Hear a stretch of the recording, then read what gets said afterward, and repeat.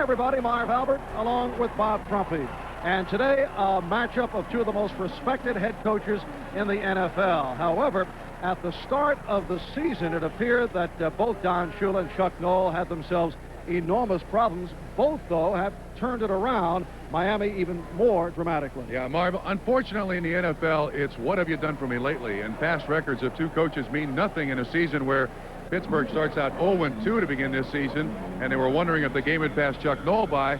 And then, of course, Don Shula's team, 0-4 in the preseason, and with all the holdouts and the injuries, they really struggled, but winning 6 of the last 7. Now, all of a sudden, people do believe maybe these two guys do know something about football. Miami, in fact, the hottest team in the NFL with the 6 wins the last 7 games. But the big question mark today, the injured ribs of quarterback Dan Marino. He is in the starting lineup. However, he did not begin throwing the ball until this past Friday. And in fact, Marv, even throwing the ball on Friday, he threw it very gingerly. He has bruised ribs on the left-hand side. He got hit last week in Dallas, and I'm not sure he knows how well he can throw. Now, they're going to certainly start him, and they need Dan Marino in there to win. But it's very, very key that the backup quarterback for the Miami Dolphins, Sequels, be ready to come in and help Dan Marino and the Miami Dolphins. Well, Miami has won 8 of 12 in the series, 5 of the last 6, including 2 in AFC championship games last season in Pittsburgh. The Steelers beat Miami 40-24 to close out the season. But at home, Miami 5-0 against the Pittsburgh Steelers. The Steelers won the toss. They will receive. Pete Stoyanovich will kick it off to the combination of Rod Woodson and Dwight Stone. And Woodson is the deep man, the number 2 man in kickoff returns in the NFL, averaging 27 per return. Woodson to the 20. Woodson out to the 30. Penalty marker is down. So Rod Woodson with the good return. But let's see what the flag is all about. The referee today is Dick Jorgensen. Certainly no wonderment as to what the flag is. It's usually an illegal block in the back, because all 7 officials, that's the only thing they have to look for once the ball is kicked. Holding, offense, block in the back. I mean, all 7 officials have one thing to look for, and that's a violation. Receiving team, 10-yard penalty, first down. That is Tyrone Stowe, who is called for the hold. There's Rod Woodson, who went 42 yards on that kickoff return. I mentioned he's number 2 in the NFL. Number 1 man is on the injury list, Mark Logan of Miami, who's averaging 28 per return. So the Steelers to the offense from their 22. Bubby Brister is the quarterback and will throw on first down. Incomplete. Intended for the rookie running back, Tim Worley. Up front, the Steelers with Dermontti Dawson at center, flanked by Long and Reenstra, Ilkin and Jackson at the tackles. Offensive line that had 6 different combinations the first 7 weeks, and finally they are intact. Hodge and Worley are the running backs in the regular alignment. In the shotgun, when they go to the third down passing situation, Rodney Carter and the rookie Mark Stott check in. 2nd and 10, just underway in Miami. And the handoff to the fullback Hodge. Short pickup, gets across the 25. Met by the inside linebacker Barry Krause, who has gone so well as of late. And defensively, Soche with Turner and Cross up front. The inside linebackers have been outstanding since Offerdahl and Krause were inserted into the lineup. Dolphins have won 6 of 7. And in their nickel defense, these are the changes that are made as Boza, Kumaro, Thomas, and McNeil come on. 3rd down and 6. A look at the Dolphins secondary and their regular setup. Ball at the 26-yard line. Stock in motion. And Brister throws sideline, incomplete. Intended for Carter. Marv, that series very typical of Pittsburgh's problems in 1989. They just can't seem to convert a 3rd down. They rank 28th in the league, just converting 28% of the 3rd downs. They go 3 downs and out almost all day long. And here is Harry Newsom, averaging 41.5 per punt. And the deep man is Scott Schweites, in his 3rd year out of Syracuse. And a good one unleashed by Newsom. Schwadings to the 30. Able to work off the hit and reaches out to the 33-yard line. The hit by David Arnold to get him down. A 50-yard punt and an 8-yard return. So Dan Marino and the Dolphins to the offense. The ball spotted at the 33-yard line. It is Tom Toth replacing the injured Harry Galbraith. And right guard, as you look at the offensive line, Marino, the quarterback, the running backs, the rookie from Florida State, Sammy Smith, along with the blocking back, Tom Brown, who came off the injured list last week and played well. And Marino on play action, tosses, and it is incomplete. Sammy Smith, the intended receiver, covered by David Little. Now when the Dolphins go to the passing situation, and they have the excellent core of receivers in the gun, Jim Jensen, Andre Brown, Fred Banks come on. Jensen, the leading receiver for the Dolphins, 39 catches. It will be a 2nd and 10 at the 33. Jensen is in there. He's playing a tight end on the near side, and certainly been Dan Marino's favorite receiver in these kind of situations. But it is to the ground for Smith. Able to turn it. He is short on the first down. The strong safety, Carnell Lake. We got a flag on the play, and I think they got the right tackle. Ronnie Lee on the hold. And it is called against the Dolphins. Holding, number 80, offense, 10 yards, still 2nd down. It's the tight end, Ferrell Edmonds, called. He was lined up right next to the offensive tackle, was one of the two. They run the sweep, and they have Jensen on the right. You can see that Ferrell Edmonds grabs a hold, literally grabs a hold of the defensive end, Keith Willis. That's Ronnie Lee that does the holding. I think I had the guy right. They called it on Edmonds. It should be on Lee. I'm always sticking to his initial point. 2nd and 19, back at the 24. Lorenzo Hampton now has come on as the lone setback. And Marino completes to Duper. And we'll have to wait and see where the forward progress is marked, as he was slashing for the first down, but was cut off by Little and Lloyd. And a look at the Steeler front seven. Willis, Williams, Johnson up front. The linebackers have played very well, led by David Little, who leads the club in tackles. And in the passing situation, what the Dolphins call the nickel, this is the alignment. Jones, Williams, Griffin, and Hall come on. It is a 3rd down and 9, so Duper was short of the first down. 2 minutes gone by. In this first quarter, no score. Marino got the time and able to complete. Andre Brown, the good-looking rookie from the University of Miami, stopped by Dwayne Woodruff, and suddenly the rain is coming down. Actually, may help Pittsburgh. Andre Brown comes into the ballgame with just 15 catches, but the Miami Dolphins lead the NFL in 3rd down conversions. 2 reasons why. 1, great pass protection. 2, a quarterback who can see the entire field in an instant.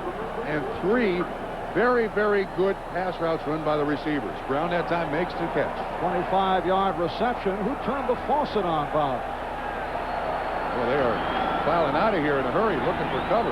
Sammy Smith tried to fire out, but cut off by the right defensive end, Tim Johnson.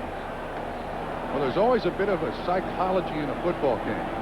And last year, of course, Miami went to Pittsburgh to play up there in the cold weather, and Pittsburgh wants to run the football. Their feeling would be that in a rain-soaked field in Joe Robbie Stadium, it would help their running game. Might slow down the passing game in Miami. We'll see if that happens. What a shame we have you penciled in for those sideline reports in the 2nd quarter on the field, Bob. Those have been canceled. 2nd down and 7. Smith could not make the turn, taken out by the strong safety, Carnell Lake, and again, a flag is thrown. Looked like a face mask right at the end of the play, Mark. Carnell Lake, the rookie from UCLA, a 2nd-round draft pick. 5-yard face mask foul, number 37, defense, 5 yards on the first down. And he is the man called for the face mask. Bob, do you realize we have gone out, as you look at that face mask call, we've gone 3.5 minutes, and we have not had a review, no instant replay. Don Shula must be wondering what's going on, coming off last week. The phrase "after further review" booming 14 times over the public address system in Dallas. Leave the fellas alone. They're just trying to do their job. A first down at the 29, and it is Smith now making the turn. And again late on the tackle as Sammy Smith ran just shy of the first down. Marv, this is a rare carry by Sammy Smith. Not that he runs the sweep, but watch what he does with the football. Marino puts it in. He almost drops it. He likes to carry it in his left side. Now, as long as he's got it on the left side, he can take a hit. There he switches. He switches to the outside arm. Something that Don Shula and Carl Tassif are going to change about Sammy Smith in the offseason, but that's got to make him feel good. 7th play of the drive, 2nd down and 1, and the fullback Tom Brown surging for that first down and didn't pick it up, stopped by Keith Willis. Back to Sammy Smith, you know, he's an I-back out of Florida State, comes in late in camp, and this kid's big, 228, has great foot speed, but he's really missing a lot of the fundamentals you need in the NFL, and that is learning with his Miami team what the audible system is and playing split backs and also being able to switch the ball from side to side because the guys here are bigger and hit harder. It is a first down at the 17. Miami in the midst of a good drive. Smith again turning the corner and bounces off tacklers. Woodruff and Everett finally got him down at the 10. But again, a problem because he's not in training camp. They couldn't really address this thing of only carrying it on the left side. Now, when you run right, you want to try to protect that ball away from the pursuit on the inside. But there you see Sammy Smith. He's turning up, and the ball's right there for somebody to hit it. You see Dwayne Woodruff makes the first contact. He's able to hang on, but he's fumbled twice. Both times have been running right. 2nd down, 3 at the 10. 9th play of the drive. No score. 5 minutes gone by in this first quarter. And it's Tom Brown looking for the first down. Chip Johnson, the right defensive end, on the stop. Interesting, Bob, because the Steelers rookie running back Tim Worley has also had problems in terms of fumbling because he tries to go right at linebackers, and as a result, since he has not been able to make the adjustment, they are bigger, obviously, in the NFL. He has coughed it up 6 times this season. Well, nowadays you find running backs who come out of college into the NFL, they're one of 2 things. They either ran in the triple option or they ran the I. And unfortunately in the NFL, there are very few teams that consistently go with the I. When you have a running back like Eric Dickerson, you go to the I. Most other teams, and especially a passing team like Miami, as Miami gets the first down, the win by Tom Brown, they prefer the split backs and the multiple offenses. So training camp is key, and both Sammy Smith and Tim Worley missed training camp. So they're really just beginning to understand the system and learning the little nuances of playing running back in the NFL. Chuck Noll telling us last night that they did not want to confuse Worley at this point, which is similar to Don Shula, the way he is handling Sammy Smith. 1st and goal at the 7. Smith on a cut inside. Able to move to the 3-yard line. Thomas Everett, the free safety, made the stop. Excellent job here. Good recognition by Sammy Smith. There's the Pittsburgh Steeler down. But watch the way he cuts back. Great running backs run with their eyes. You hear them talk about instinct, but they run with their eyes. Nice block up front. They cut off the pursuit, and then he's able to cut back. Looked like Rod Woodson is the guy who got hammered right in the head, and it is Rod Woodson down. Hit by his own man, David Little. The ball is spotted at the 2. When we resume, it will be a 2nd and goal at the 2-yard line. Good pick up Woodson again here. He's playing cornerback, and as he comes into Sammy Smith, really gets his head and neck jammed, and then he's also hit by David Little on top of that. He's still on the ground. The last time he gave up. This time he won't get the chance. When 2 legends come together. Le gané una vez y le voy a ganar de nuevo. From different worlds. This time you better come to fight. Talk is cheap. Lo voy a mandar a la lona para siempre. When the bell sounds December 7th, the truth will be told and actions will speak louder than words. Uno Mas, the deciding battle between Sugar Ray Leonard and Roberto Duran at the Mirage, Las Vegas. And now, Budweiser presents the main event. They predicted a gloomy year for everyone. But they didn't count on Mazda, with cars and trucks engineered to feel just right. Now Mazda is racing toward an all-time sales record, with record-setting deals that can save you up to $1,000 now. So come get a record-setting deal at the Mazda Race to the Record. At your local Mazda dealer now. If you thought you had to give up comfort to get a close shave, Norelco says, think again. Their revolutionary shaving system shaves skin close in a way that's incredibly comfortable. As the hair enters the chamber, the patented lift and cut system lifts each hair and holds it a split second before a blade cuts it, so it's possible to shave skin close without the blades even touching the skin. The lift and cut shaving system from Norelco. We made close comfortable. And there's Rod Woodson, who took the double hit just a moment ago over at the sideline. Delton Hall has come on, replacing Woodson. We'll have to see how seriously Woodson is hurt. Second and goal from the 2. 11th play of the drive for the Dolphins. 6 minutes in, no score. Here's Smith, and he is stopped. Second effort by Smith. He was not down, but he is short of the goal line. Last night, the Miami Hurricanes had a 22-play drive against Notre Dame on the way to the victory. This is play number 12 coming up here for the Dolphins. Yeah, if the folks here in Joe Robbie Stadium sound a little quiet, I think they're worn out from last night. That beating by Notre Dame is, well, they're heading back for cover. Now it's starting to rain again. Well, it did stop momentarily. We had a sprinkle, but once again a downpour. Third and goal at the 1 for the Dolphins. Second back coming through. Smith is over. Touchdown, Miami.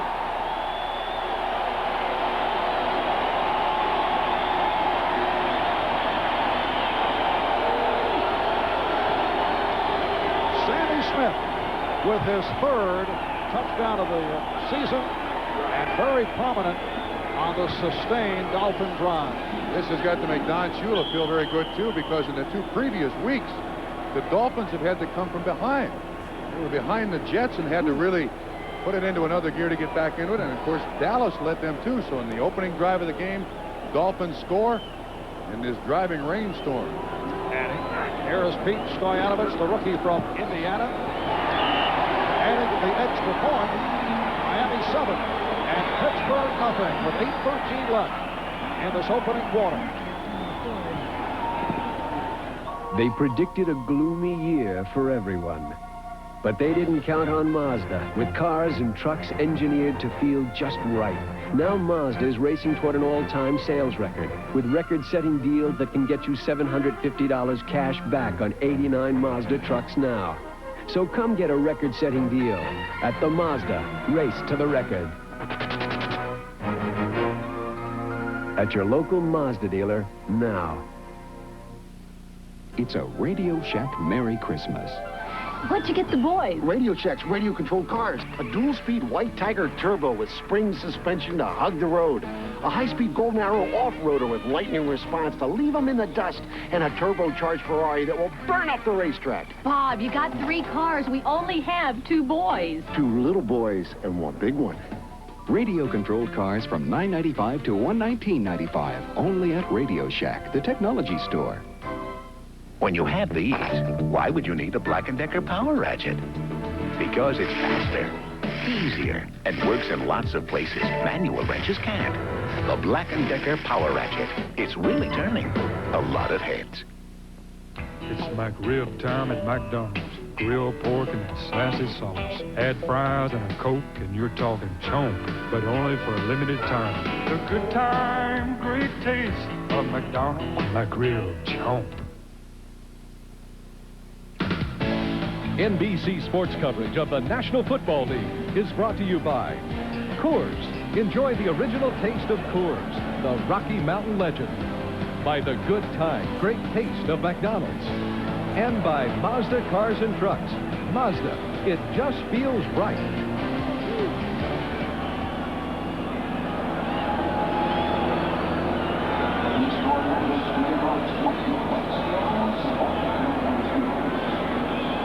Dolphins with a 7-0 lead on the Pittsburgh Steelers. Here is Pete Stoyanovich getting set to kick off to Dwight Stone, who is a return man, replacing Rod Woodson, who was shaken up on that last series. A short kick, and it's taken by Luigi Thompson.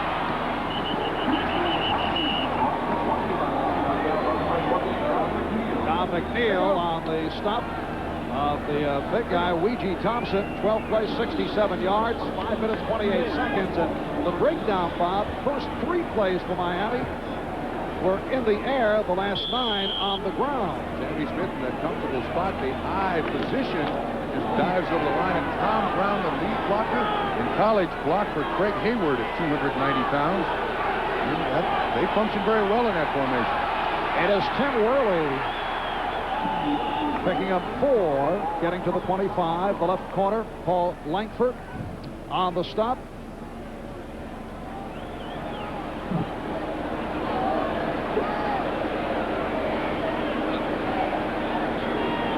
It'll be a 2nd down and 6 at the 25. Tim Worley having a disappointing rookie season, although last week carried the ball 17 times, the most he has carried all season. Coaches point out that he needs more carries, and here is another carry for Worley. Got the head down, but stopped out near the 30-yard line by Hugh Green, the outside linebacker, along with free safety Lewis Oliver. Hugh Green has really come on, making it back from a knee injury at the point where he is approaching his Tampa Bay high level of play. And when he was the all-pro linebacker for the Tampa Bay Buccaneers, his game was foot speed. Getting out there, running people down, and now that his legs are back and healthy, that's the major difference between Hugh Green this year and Hugh Green in previous seasons as a Dolphin. Legs just weren't healthy. It was a 3rd down and 1, and the crowd urging the Miami defensive unit on.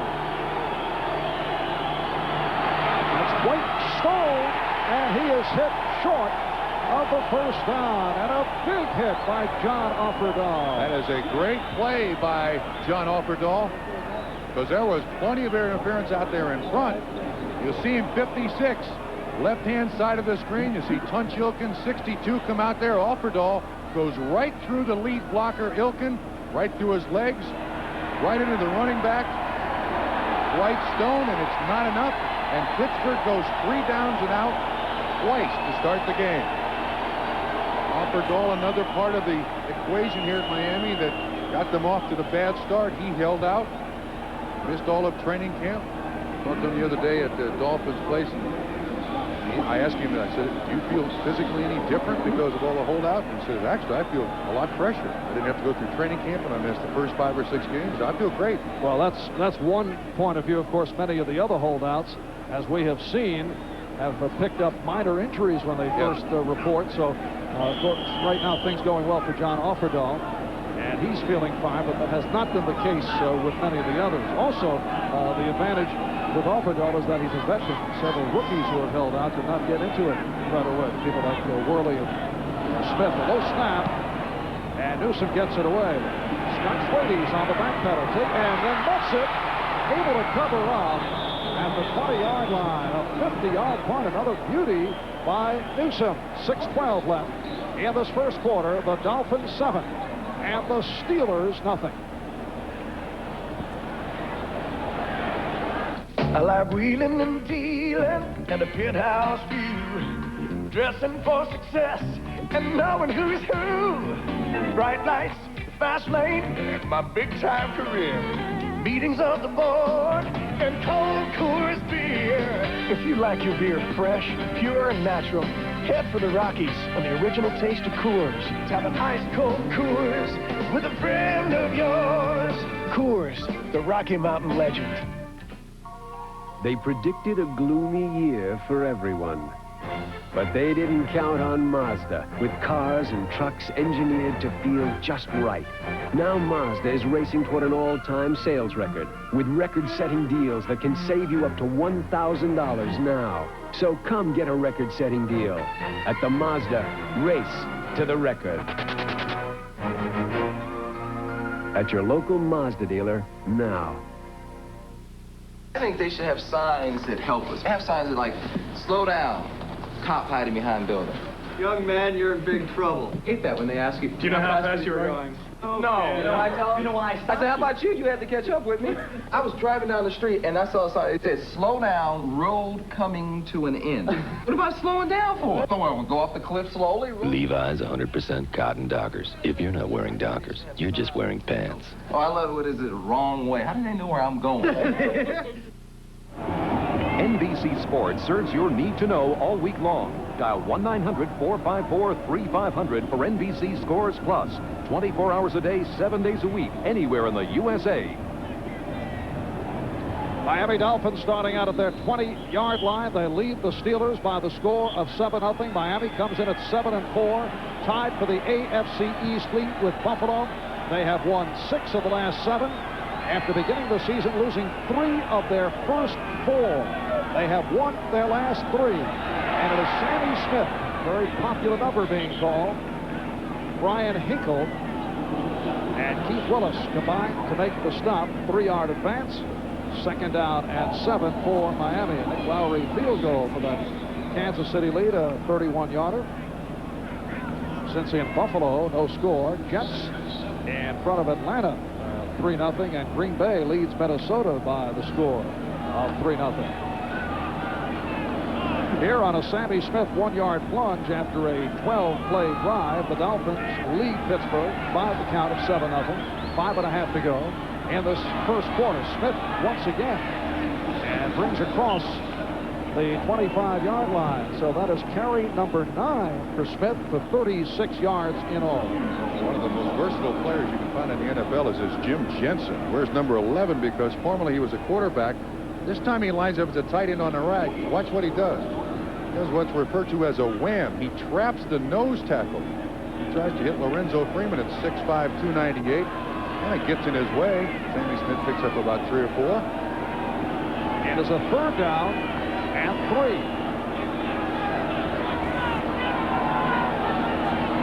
Dan Marino opening in low-key fashion, playing with the injured ribs, and now throws sideline and has a first down with Andre Brown.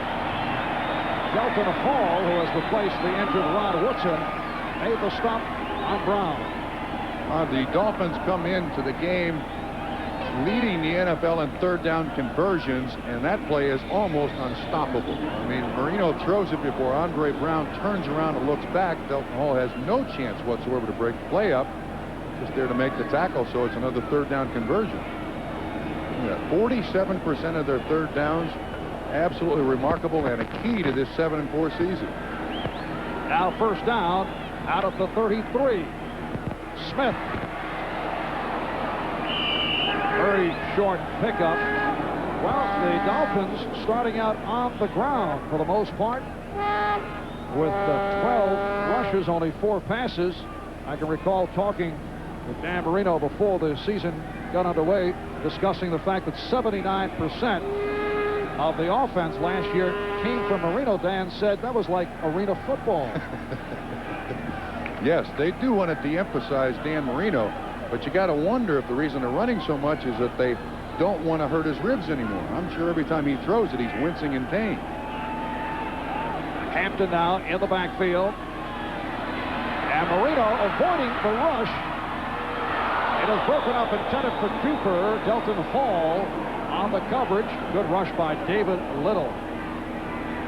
Of course, this is the least sacked quarterback in the last 7 years in the NFL, Dan Marino.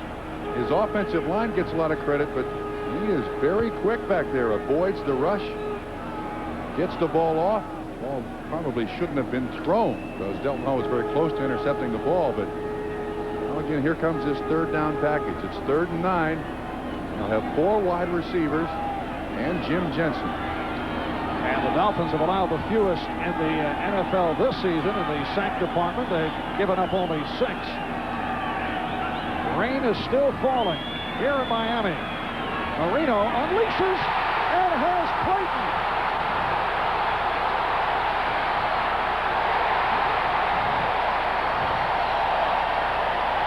A 66-yard reception from Mark Clayton.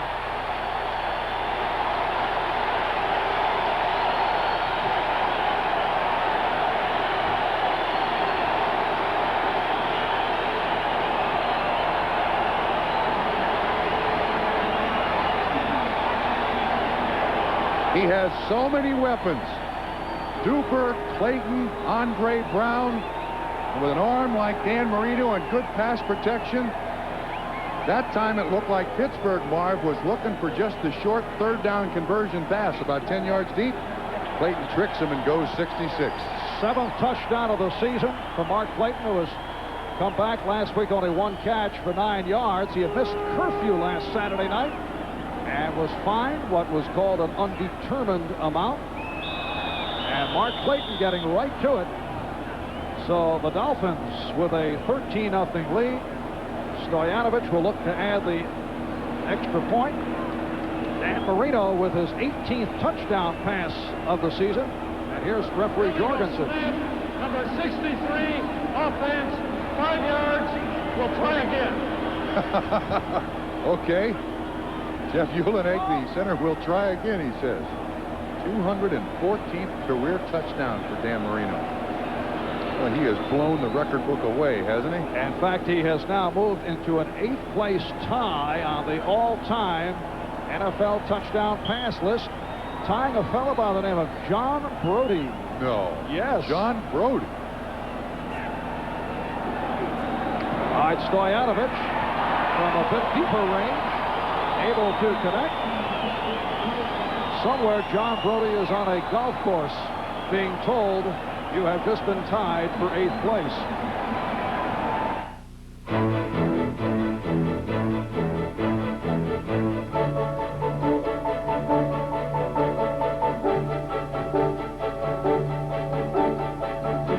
Over the years, much has changed about the game.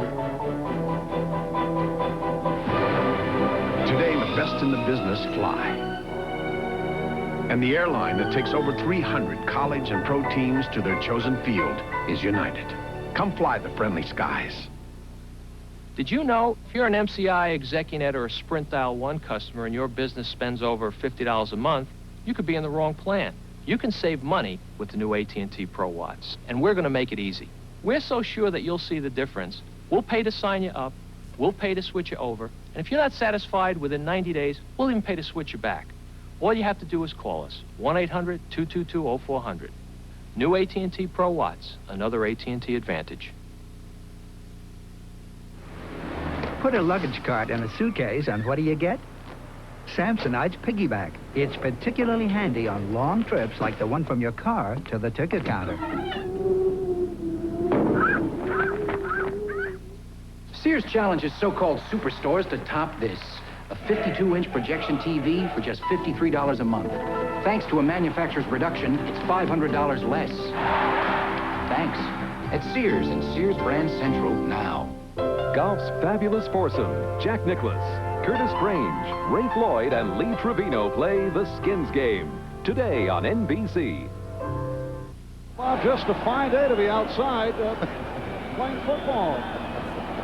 This is very typical of South Florida. It'll rain like this, and in 15 minutes it'll be gone. The fans are even cheering the rain because of the real humidity down here. Listen to them. They're having a good time. Chamber of Commerce in this area says merely a sun shower. Meanwhile, Buffalo leads Cincinnati 3-0 on a Scott Norwood 24-yard field goal. Miami 14 and Pittsburgh nothing. Again, the short kick, Whitestone for the injured Rod Woodson on the return, going to the outside, then cut back in across the 25-yard line. We're told that Rod Woodson is being looked at. X-rays are being taken as he took a hit early this first quarter. Here's the touchdown again. Marino is locked on to Clayton just over the outstretched arms of David Johnson, and Clayton with great speed outruns Larry Griffin 66 yards. Now watch Marino when he gets hit. Just as he goes to get up, he does take a shot from Tim Johnson, but he winces as he gets up. And Brister from the 26 completes to Hodge. Run out by the left corner, Paul Langford. When the Pittsburgh Steelers have been beaten and they're trailing here badly 14-0 with 2:45 left in this first quarter. It's been 3 plays and out their first 2 series. When they have been beaten, they have been clobbered. They have been outscored 199-33 in their losses. And they have also suffered in the shutout route. Pittsburgh Steelers have been blanked on 2 occasions this season. Dolphins going for the cycle here today. They're 2 for 2. Second down 3. Hodge is stopped. Again, John Offerdahl with a crunching hit. Darrell Hodge has had shoulder problems through the season. Usually a bullish, straight-ahead type runner who makes defenders pay, but that time it was Offerdahl who got the better of it. As I mentioned, Buffalo with that 3-0 lead. Buffalo and Miami tied for first in the AFC East at 7-4. It's been a medley of field goals thus far today elsewhere in the NFL. And here in the rain, touchdown. Third down and 3 with 2 minutes left in this first quarter. Carter to the left side, splitting out as the flags are thrown. Jokin breaks out of his stance. Again, a key third down. That penalty is going to be on the offense. False start, number 62, offense, 5 yards, still third down. So you got an offense who has great difficulty converting on third downs, and you add 5 yards to it, and now it's going to be 3rd down and 8. Ilkin is looking in at the football. Dermontti Johnson, the center, he's trying to get the signals from Bubby Brister, and he just breaks out of his stance. That makes a bad situation even worse now. 3rd and 8.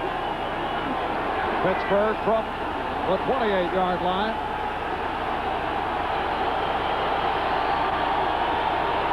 Carter, 24, in motion. Brister looking Carter off and going deep. Intended for the rookie Derek Hill, who was upset, felt he should have had it. So that's 3 chances now. Pittsburgh's had it. 3 downs and out. It means the offense has been on the field very little for Pittsburgh, and Pittsburgh's defense been on the field a lot. This is kind of a flood situation. They got a guy short, and they also have a guy deep in Derek Hill. And I'm kind of surprised that Bubby Brister goes for the distance. Why don't you try to get the first down? He takes the choice of going with the low percentage completion here. I don't think that's the right choice. You need a first down if you're Pittsburgh just to get your team's mind in the game. And Harry Newsom, who has punted 2 previous times, 50 yards each punt. Trouble with the snap, and just did get it off. May have been deflected. How Jensen missed that ball. And Schwade's tackled across the 40-yard line. White Stone made the stop. 33-yard punt. And the short return. Last year, Newsom had 6 punts blocked, an NFL record, and very close right here. I don't know how he missed it. Look at Jensen saying, how in the world? He was so far past Newsom. I mean, when you design the punt block, you don't expect to have Jensen right there. Jensen saying, how in the world did I miss that? But it ends up good field position for the Miami Dolphins. First out at the 42-yard line. Smith and Brown are the running backs. Paul Marino. Smith accelerating. And submarine down. Carnell Lake, the strong safety, who has played very well earlier this season. He was the AFC Defensive Player of the Week. Went to UCLA as a running back and then moved to linebacker, and now performing in solid fashion as a rookie at strong safety. 5-yard pickup. 2nd down and 5 at the 47-yard line as we have 45 seconds to go in this first quarter. Smith slipped. So the rain falling, and Sammy Smith lost his footing. Carnell Lake again there to make the tackle. I like the comment by Rod Russ last night when we were speaking with him. He said, we could have hesitated for weeks about putting Carnell Lake, a former linebacker, at strong safety, number 37 for Pittsburgh, but we said to heck with it. Put him in the lineup. He's been there all season long. That time he stops Sammy Smith on the sweep. It is still Buffalo on a field goal by Norwood with that 3-0 lead. Same for Kansas City. Jets on top. Minnesota and Green Bay tied it at 3. And there's the gun ending this first quarter. Dolphins off to the fast start. They lead the Pittsburgh Steelers 14-0. working to be the best they can be. Teammates, sponsored by the U.S. Army. Number 58, Shane Conlon, and Cornelius Bennett, number 55, make sure no one shuffles through the Buffalo defense.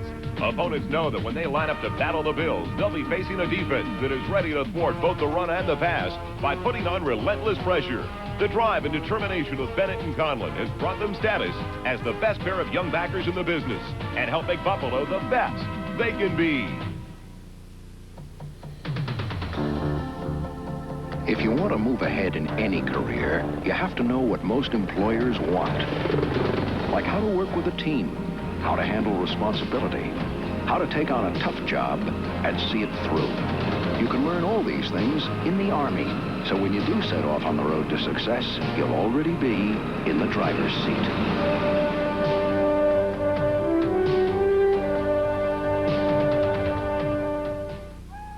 In 1859, Isaac Cook created a Great American Champagne to launch the Great American Clipper ships.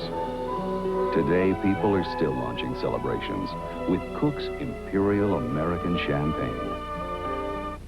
The Black & Decker Workmate.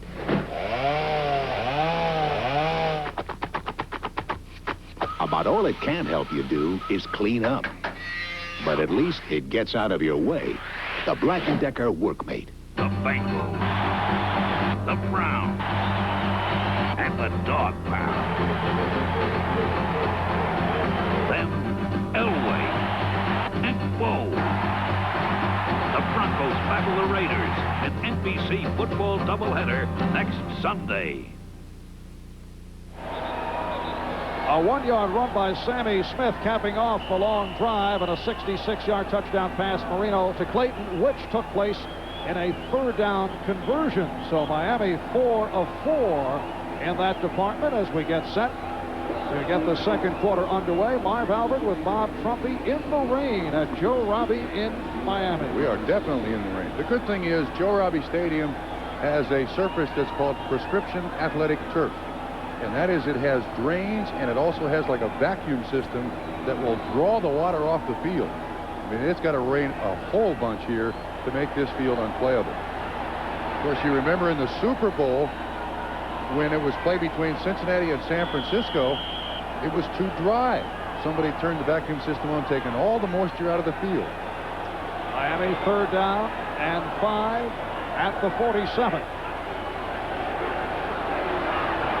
And Marino with the sideline intended for Mark Cooper. That delay right at the start of the second quarter, we're told, was because the officials were checking their microphones, which were loaded with water because of the rain falling. Marino, he goes down again. Let's see if he winces getting up. It's his left ribs, yep. Any kind of contact. He did very little this week. Drew only a little bit on Friday and then just threw it very, very easily. Reggie Roby in the front for the first time. And Rod Woodson apparently all right after taking that hard hit in the first quarter. He is back as Roby has difficulty and he's hit down. And Roby is upset. So Reggie Roby looking to punt it away, trying to field that low snap. And Pittsburgh with excellent field position. Brian Kinchin is the punt snapper, and you can see the ball just skid along the ground, and then Roby takes a real chance. When he picks it up, I don't think he realizes anybody's in his face. Larry Griffin gets into the ground, so the first real break for Pittsburgh today. You can see how low the snap is. And that is Griffin, a 4-year man from North Carolina, who was able to get to Roby. Miami very happy to get off to that early lead while weather conditions weren't wonderful in the early going, but certainly better than right here. And Miami with a 14-0 lead. On the sweep, nothing for Tim Worley. Stopped by Hugh Green, the outside linebacker out of the University of Pittsburgh. Now you can see what speed does in a linebacker spot. He ran inside that block and still caught the play from behind, Marv. It should be coming right at you. The tight end is lined up. It's 84, Mike Mularkey. Now watch Green. See, he comes from behind the block to make the tackle on Tim Worley. Well, there is no substitute for speed in this game. Miami in domination. Second down and 11 from the Miami 28-yard line as Brister goes for the sideline for Derek Hill, short of the first down. Last Sunday, Pittsburgh defeated San Diego 20-17. That stopped a 2-game losing streak. The Steelers' special teams had their best game of the season. The Steelers dominated in every offensive category by San Diego, but able to pull it out. It's a 3rd down and 3 at the 21. Look at the water coming out of there. Now, whoever is sitting underneath there, I think should get a rebate on their ticket. And I'm sure the Robbie family would agree with you, Bob.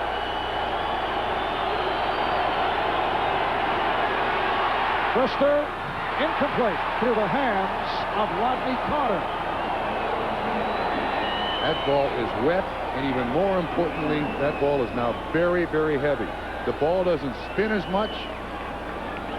The pass is intended for Carter, and you see it goes right through his hands, and those gloves he has on, in this kind of weather, they are useless. If I were Chuck Noll, I'd tell him to get rid of all those gloves. Brister on the throw, and it just goes right through Carter's hands. And now 38-yard field goal attempt for Gary Anderson. The holder, Harry Newsom. This could be an adventure. Anderson bouncing back last week after the rough one against the Chicago Bears, and it was blocked. Oh, it's going to be tough in terms of punting and kicking throughout the day. Looked like Lifford Hobley got a piece of it, but let's check out the hold. The punter, Harry Newsom, will attempt to put it down as you take another look. Ronnie Johnson, the center, ball's down, he's spinning it, and Hobley is the one that blocks it. Gets his right hand up. Well, it comes back to the spot where the ball was kicked. No points, Pittsburgh, after that turnover.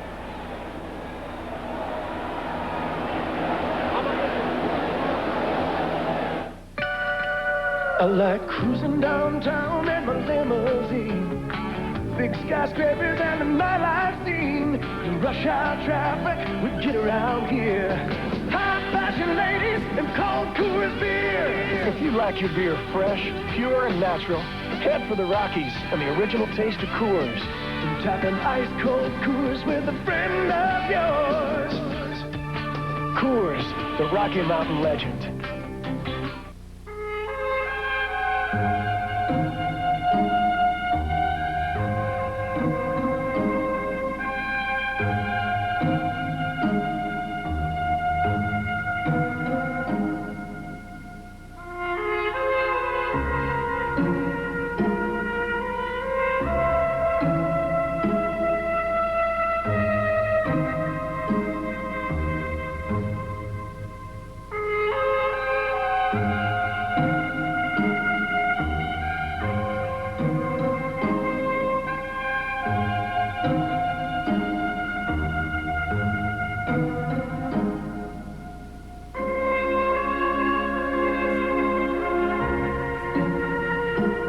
You have to drive it to believe it. The new Accord.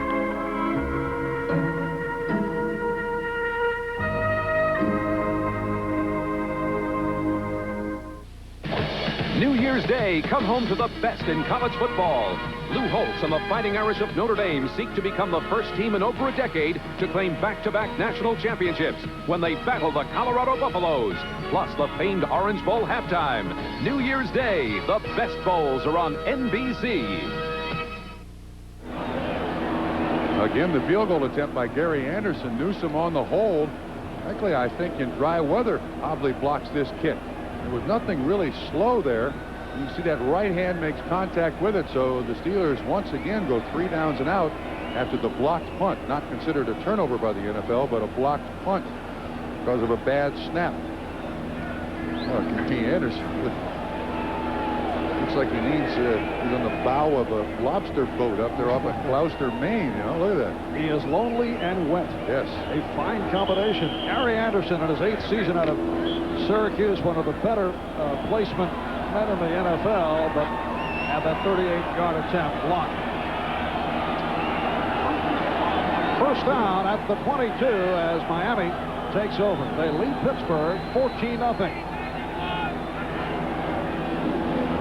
Marino had trouble with the snap. Smith stopped on that drive to the right. Now let's go to NFL Live. Here's Bob Costas.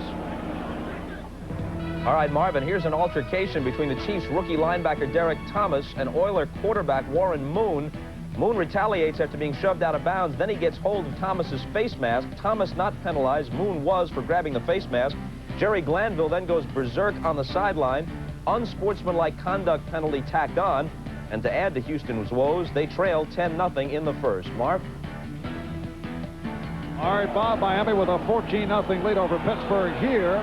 On the run, Marino not able to connect with Jensen, covered by Olszewski. Boy, conditions are very tough out there. Yeah, but you know, they got to favor Miami because there are a lot of instances where Miami goes through a practice in a driving rainstorm. Training camp, Don Shula doesn't take them inside just because they might get wet. That one Jensen tried to catch with his body. When it's wet, you want to try to catch the ball with your hands as best you can.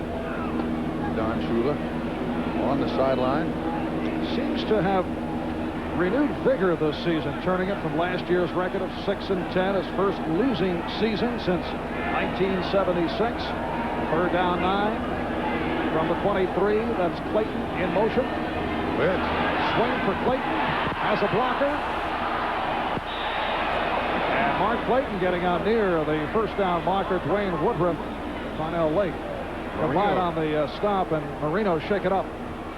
Very slowly. Carnell Lake looked like the safety man in coverage. You see Clayton. Yeah, it is Carnell Lake, 37. Hits him. And it's Dan Marino's left side, but he gets up very, very gingerly. Look at Dick Jorgensen taking the mud out of Dan Marino's face mask. Now everything's an adventure. Snaps for the punter. Yeah, Dan Marino gets up kind of shaking his right arm. It's his left ribs that were bruised coming into the ball game. And Reggie Roby will try again. He is back at his 16-yard line. Look out, he just did get it off. A line drive that comes sailing to Rod Woodson. Running through puddles and running out of bounds. 45-yard punt. So a nice kick by Roby under the conditions. 9-yard return for Woodson. 12:47 remaining in this first half. In today's higher revving and hotter running engines, wear is a greater problem than ever before. Oil breakdown can shorten the life of vital engine parts. That's why there's Castrol. Castrol provides maximum protection against viscosity and thermal breakdown.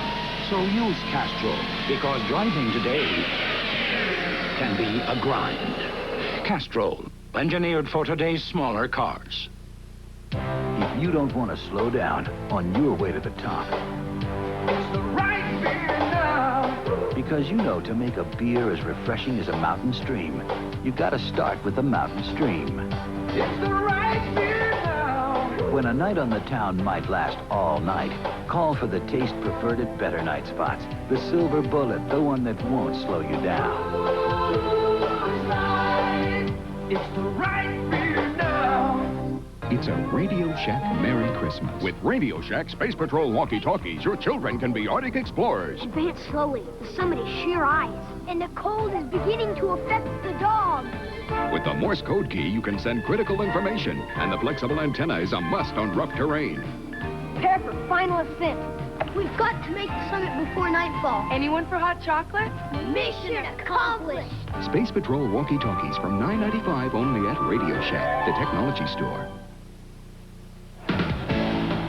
NBC sports coverage of the National Football League is brought to you by Honda, who invites you to test drive the new Accord.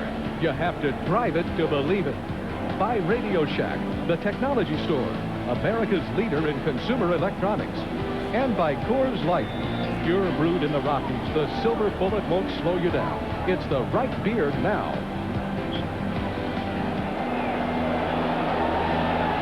And there's Dan Marino, who is working the right arm around as he took that hit from Carnell Lake on that last series. First down from the 34 for the Steelers. Really getting outside, gets to the 40-yard line. Clifford Mobley that time on the tackle. Back to they hit Carnell Lake on Dan Marino. This was a little swing pass to Mark Clayton, who goes in motion. And after he, untouched, and after he throws it, lands right on the point of his throwing shoulder. That's his bad ribs, but when he comes to the sideline, he is very, very stiff. And if Marino has to be lifted, Schuler will go with Scott Secules, who has had very little NFL experience. Hodge tries to go outside and appear to be short of the first down. The rain continues here at Joe Robbie Stadium in Miami. We opened the game under sunny skies, hot and humid, 85 degrees, but a long downpour. Strangely, outside Robbie Stadium, you can see blue sky. But inside Robbie Stadium, it is absolutely a deluge, I believe is what they call it. Very nice, Bob. Our director, Andy Rosenberg, going for the artistic shot. Hey, these are fun games to play when you're a player. You know that? They really are. Why? I don't know, because there's very little chance for injury to the leg. They're going to be short here and come up with another third down. However, you could catch a cold, Bob. Yes, you could, and you could also hurt your throwing shoulder. But there's so much slip sliding around in a game like this that they're generally a lot of fun to play, especially if you win. Yeah. If you have a 14-0 lead, I think it's a little bit more fun. And the Pittsburgh Steelers have come up with only 23 yards on the ground. The Steelers feel they must win their last 5 games. They come in at 5-6 with 5 games left, so their playoff chances are slim, but they are certainly alive. It's a third down and inches at the 43.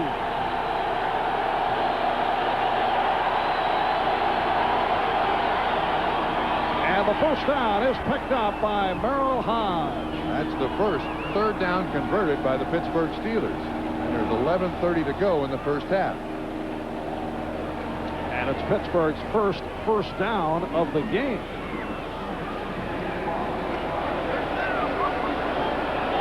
Merrill Hodge, a 10th round draft pick, man who has seen his value surge out of Idaho State. He's had to work on his blocking. We talked about it with him last night. In college, he was the feature back, so did not have to do much blocking. Feels the last couple of games, though, he has picked it up in that department. Blocking here for Worley with a nice run. And a good block by John Reenstra, the left guard. Gary Krause bumping the rookie from Georgia, Tim Worley, out of bounds, and the Steelers with another first down. Pittsburgh seems to have found a weak spot here, and that is run to the corner of this Miami defense. Only a young man that Pittsburgh is betting heavily on over the next several years. They want to give him the ball a great deal, and that's the kind of football that Chuck Noll likes to play. Dominate the offensive line of scrimmage with a good running game. Pittsburgh first down at the Miami 43. 4 minutes gone by, second quarter. Worley for a short pickup. Give him about 3. It'll be a second down 7 at the 40. Hugh Green on the stop. Well, earlier on NFL Live, these developments, Bud Carson admitting that he made a mistake going on 4th and 13 Thanksgiving Day against Detroit. Bobby Beathard making the point that Buddy Ryan really wants the head coaching job of the New York Jets. And Denver running back Bobby Humphrey, arrested Friday night for driving under the influence, will play today for Denver against Seattle. At halftime, Bob and OJ and the Insiders on NFL Live. All the scores and highlights at halftime. Here's a reverse in the rain for Lewis Lips. And a penalty marker is down. That's an unusual call. Did you see that flag? That thing looked like somebody's bed sheet when it came out of the official's pocket. We talked about the drainage system and how well it works. Holding, number 63, offense, 10 yards, still second down. That's Dermontti Johnson in center. Well, if they haven't turned it on, they better turn it on. And if they have turned it on, they better turn it up. You see the handoff to Hodge, 33, who gives it to Lips, 83. And actually, this is well defense by Miami. Hard to pick up the hold, but Tackle made by Jeff Cross, 91, who is staying home and does the job. It is set back to a 2nd and 17 at midfield. 9:40 remaining in this first half. Steelers trailing the Dolphins 14-0. Worley splashing his way. And a nice run off the reception by Tim Worley, hit by Lifford Hobley. That ball is almost intercepted by the nose tackle. Brian Sauché, number 70, was right out there. He puts his hand in. Watch the nose tackle. Now, one of the jobs he has is rushing the quarterback, but he also reads the offensive lineman in front of him. You see the center, both guards, and the tackle. Look, Sauché almost gets his hand on that football. Worley makes the catch. Ends up being a 15-yard swim. Yes. Good. Almost for a first down. It'll be a 3rd down and 2 at the 45. And Brewster now to the sideline. Well, we got word from the Miami bench that Louis Oliver has a bruised right shoulder. Not sure if he'll return. That's why Lifford Hobley's in there making tackles. With the timeout, we'll take a break. Back after this.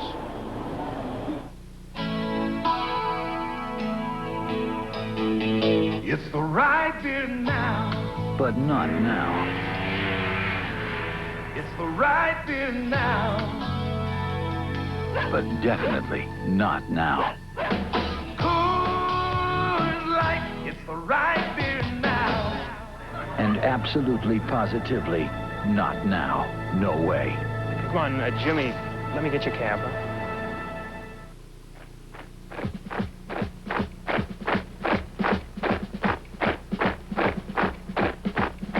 Count on the team from MetLife to keep in step with customer needs. Get Met. It pays. It's only at Sears. This 3-lux camcorder that shoots beautifully even in low light. Hold it. For just $21 a month. Comes with 3 wide-angle and telephoto lenses. And color enhancement light, too. At Sears and Sears Grand Central, now. Yeah, I sure can. We have just about hourly flights here. 6th of October, United flight number 725. Sure, if you're happy, I'll help you with that. And your flight number? Arriving in Tokyo at 5:10 p.m. Both animals are also confirmed. You're welcome. Thanks for calling. Business class. Yeah, but I think you're In a world fraught with phone frustration, people who fly come to learn of a singular exception, where wishes are granted with efficiency and grace. Delafria Stokowitsky? Is that with an I or a Y? United Airlines. Come fly the friendly skies. The Bengals, the Browns, and the Dog Pound. Then Elway and Whoa. The Broncos battle the Raiders, an NBC football doubleheader next Sunday. Well, with the downpour here at Joe Robbie Stadium, Bob, you all right? Because I just didn't have enough room for I you. appreciate the invitation under there. What is the worst conditions you ever played in? Snow, not rain, snow. But it was still fun. I mean, you want to win, but it's great fun to play in conditions like this. Really is. You're slopping around out there. And Brewster has a man wide open. The tight end, Mike Mularkey, again making his way through the puddles. And the Pittsburgh Steelers, with their best drive of this first half, will now have a 1st and goal. Mularkey's 17th catch of the season. Plan B player from Minnesota. You can see Mularkey right on the right. There's double tight end there, and he goes right by Barry Krause, the middle linebacker, 58. And now my question is, does he slide in? No, just at the goal line. It's a 34-yard pass play, a 1st and goal at the 1. Hodge and Worley, the running backs. And it's Worley who is stopped, stacked up. Tough to get the footing when you're trying to make a surge, and Tim Worley took the shot. Barry Krause is in there to assist on the stop. Yeah, I think one of the things you really must do in situations like this is keep your feet under as best you can. If Worley can run here as opposed to dive, he's got a better chance. When you dive and get up in the air, I mean, any misdirection here is going to help the offense a great deal, Marv. You're not going to have a lot of footing on that defense. This is the 9th play of the drive for Pittsburgh. 2nd and goal. from the 1. Steelers down 14-0 here in Miami. And now Hodge is in for the touchdown. So Merrill Hodge scores his 3rd touchdown of the season. And the Pittsburgh Steelers, who have had a rough go in this first half, are right back in it. Well, Pittsburgh has suffered a real problem of running the ball in. They had just 1 rushing touchdown the last 5 weeks. You see an offensive lineman pull and almost run a trap. It's Craig Wolfley who pulls up through there. Hodge goes right behind him for the easy score. Gary Anderson will attempt the point after he had that field goal block earlier, a 38-yard attempt. Yeah, that snap was a rough one to handle, but Anderson puts it through, and the Steelers now trail the Dolphins by the score of 14-7. Yeah, stay tuned at halftime for entertainment from Gene Kelly. Yeah. Singing in the rain. Again, this run by Merrill Hodge.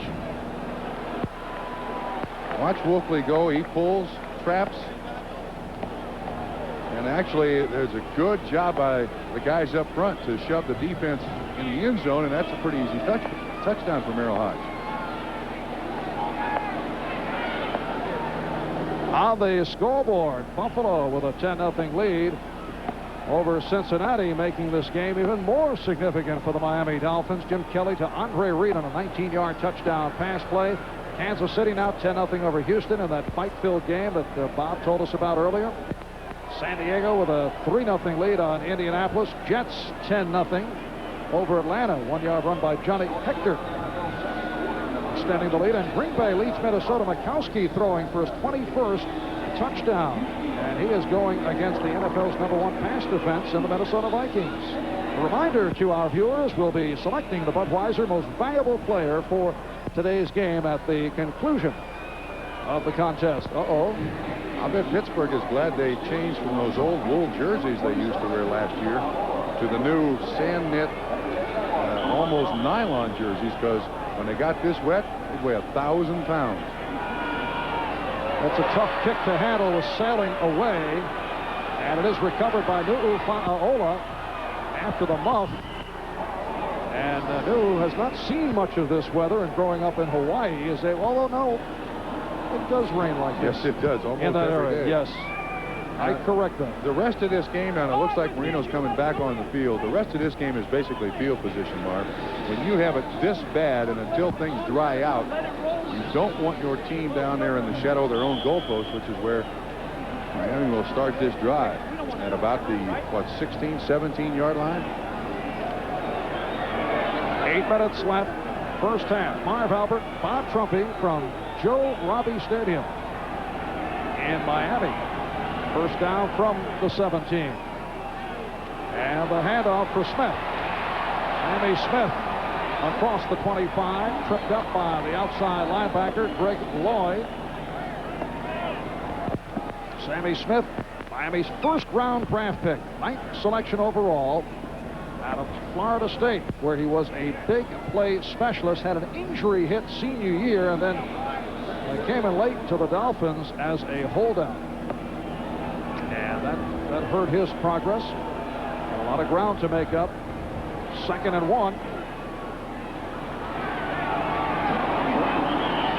And it is the fullback, Tom Brown, who was trying to pick up that first down. Tackle by 98, Joe Williams. And let's see where they have spotted the ball. No indication yet concerning the first down. The nose tackle, Gerald Williams, made the stop now. It is indicated first down for Miami. You can see until the rain really started to fall, Miami was really buzzing through Pittsburgh. And then Pittsburgh gets the great break and the big catch by Malarkey. End up with the touchdown, so they're right back in it, and the rain has subsided slightly. Malarkey's 34-yard reception, the key play in that drive. First down at the 27 as Duper splits to the right side. Fumble. And the fumble by Smith. It is covered up and picked up by Lake. The lateral, Dwayne Woodruff has it, and it's a score. So Dwayne Woodruff on the lateral. taking it from Cornell Lake. And the Steelers with the break cut it within one. That ball fumbled behind the line of scrimmage can be advanced by the defense. Smith, who has had fumble problems, never appeared to get a hold of the football. And Lake, as he's about to go down, laterals to Woodruff, who takes it the rest of the difference. And suddenly, a game that was going totally Miami's way is about to be tied. And here is Gary Anderson with the point after attempt. So the Steelers have come from 14 down and have tied it at 14. Last Sunday, Pittsburgh beat San Diego in a come-from-behind effort, and they've tied it at 14 with 6:44 to go in this first half. You'll see that it doesn't appear that Sammy Smith ever really gets a handle on this ball. Looks like Marino puts it a little high. It bounces around a little bit. Lake gets it, picks it up, laterals to Woodruff. Marino's the only guy to make the tackle. And Woodruff does a great job staying on his feet and ends up taking it in for the score. How about that for a big play? 32-year-old Wayne Woodruff, the Steelers' oldest player, with his 4th NFL touchdown. In real life, Wayne, a practicing attorney. In fact, his license plate reads 49 Law. Very dramatic. That's about as big a turnaround as you can think of. Sammy Smith has had this problem coughing the ball up. Fumbled in the first quarter last week, which messed up a 55-yard drive. Of course, now, I don't know how much blame you can place on Sammy Smith. You certainly have to think that the veteran quarterback, Dan Marino, put the ball in the right spot. Smith just didn't get it. So now what do? You go back to him, knowing that he has fumble problems in this rainstorm here, or do you stay away from him? Gary Anderson getting set to kick it and having difficulty lining it up on the tee. Perhaps he'll get a holder. And another shot. Short approach. Nope. I'm wondering if he can even see that ball on the tee. Yeah, we'll have a hold. Larry Griffin will hold the ball. We have now reached the stage of monsoon-like conditions at Joe Robbie Stadium. Anderson with the line drive. It's a short kick.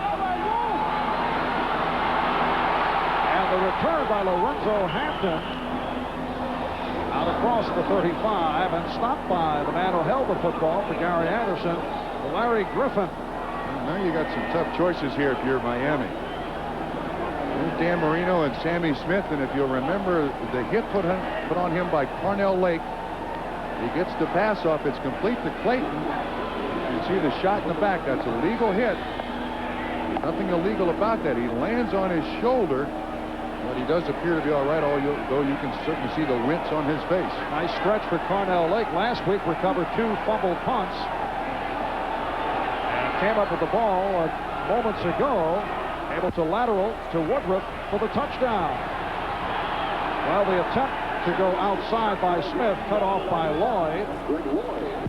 It is a short pickup. We're down to 6:20 to go in this rain-drenched first half. The game now tied at 14. Buffalo with that 10-0 lead on Cincinnati, with Kelly connecting with Reed. Kansas City over Houston. San Diego 3-zip over the Indianapolis Colts. Jets 10-0. Green Bay leads Minnesota 10-6. Second down 9.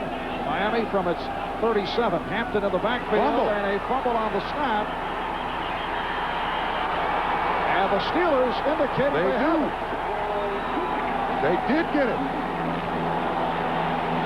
It's the nose tackle, Gerald Williams, who comes up with the football. A problem between Ulanake and Marino.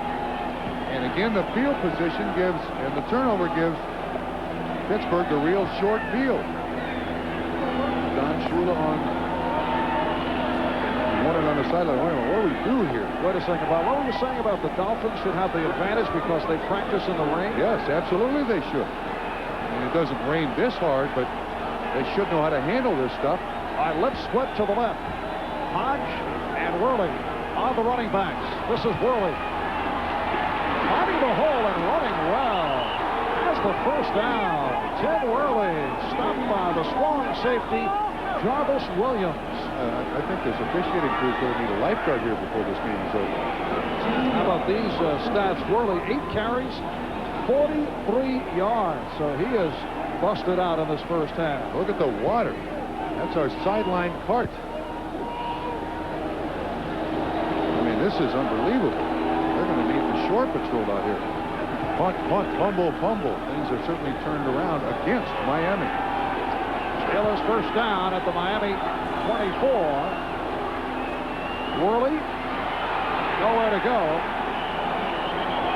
Ran into the strong safety, Jarvis Williams. There is Williams in his second year out of University of Florida. The Pittsburgh Steelers, in contrast to the Miami Dolphins, started slowly, 3 plays and punt, but they have come on also by getting a couple of breaks. The turnovers and, of course, the touchdown produced by the defense.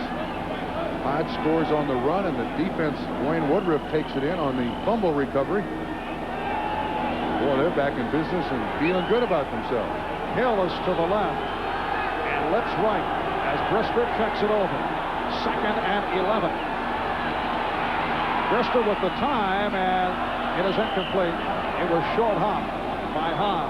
It will be a 3rd down and 11 with 4:20 remaining. In this first half, the game is tied at 14.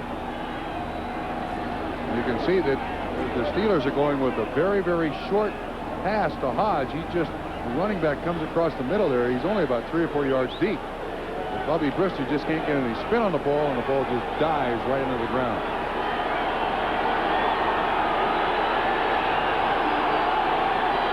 Third down, 11. And Brister going deep. Pass intended for the rookie Mark Scott. Now here comes an adventure, whether it's going to be a punt or a place kick. You got a player down on the field. Looks like the offensive lineman. Well, it will be a 42-yard field goal attempt. John Jackson, the left tackle, is man who is hurt. He has been in and out of the starting lineup. 6'6", 288-pounder, second year from Easton, Kentucky. See if we can pick up happens to Jackson. He is the left tackle here.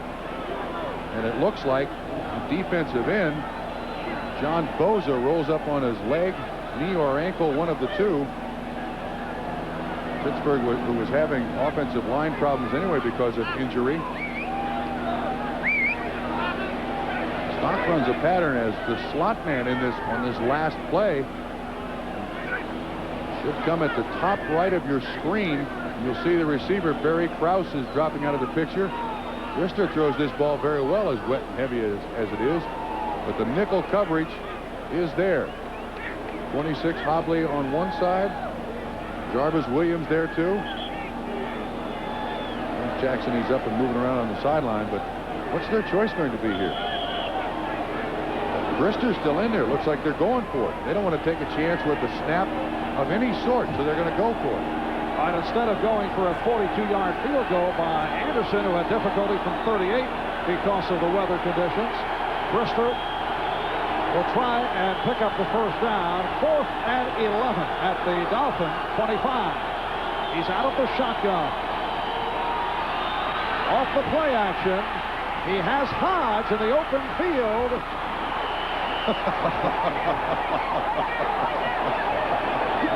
And short of the first down and very wet. Looked like the Dolphin show when they all landed. Again, a very short pattern.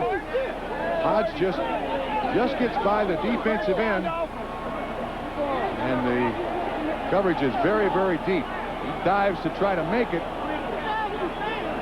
Let's see now. And the weight. Yeah, he several yards short, and the Dolphins will take over. Do you get the idea you're at the giant flume at a local amusement park? Yes.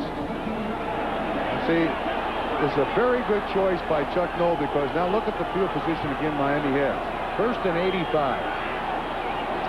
Dolphins start out from their 15 with 4 minutes to go in this first half. Again, problems with the snap.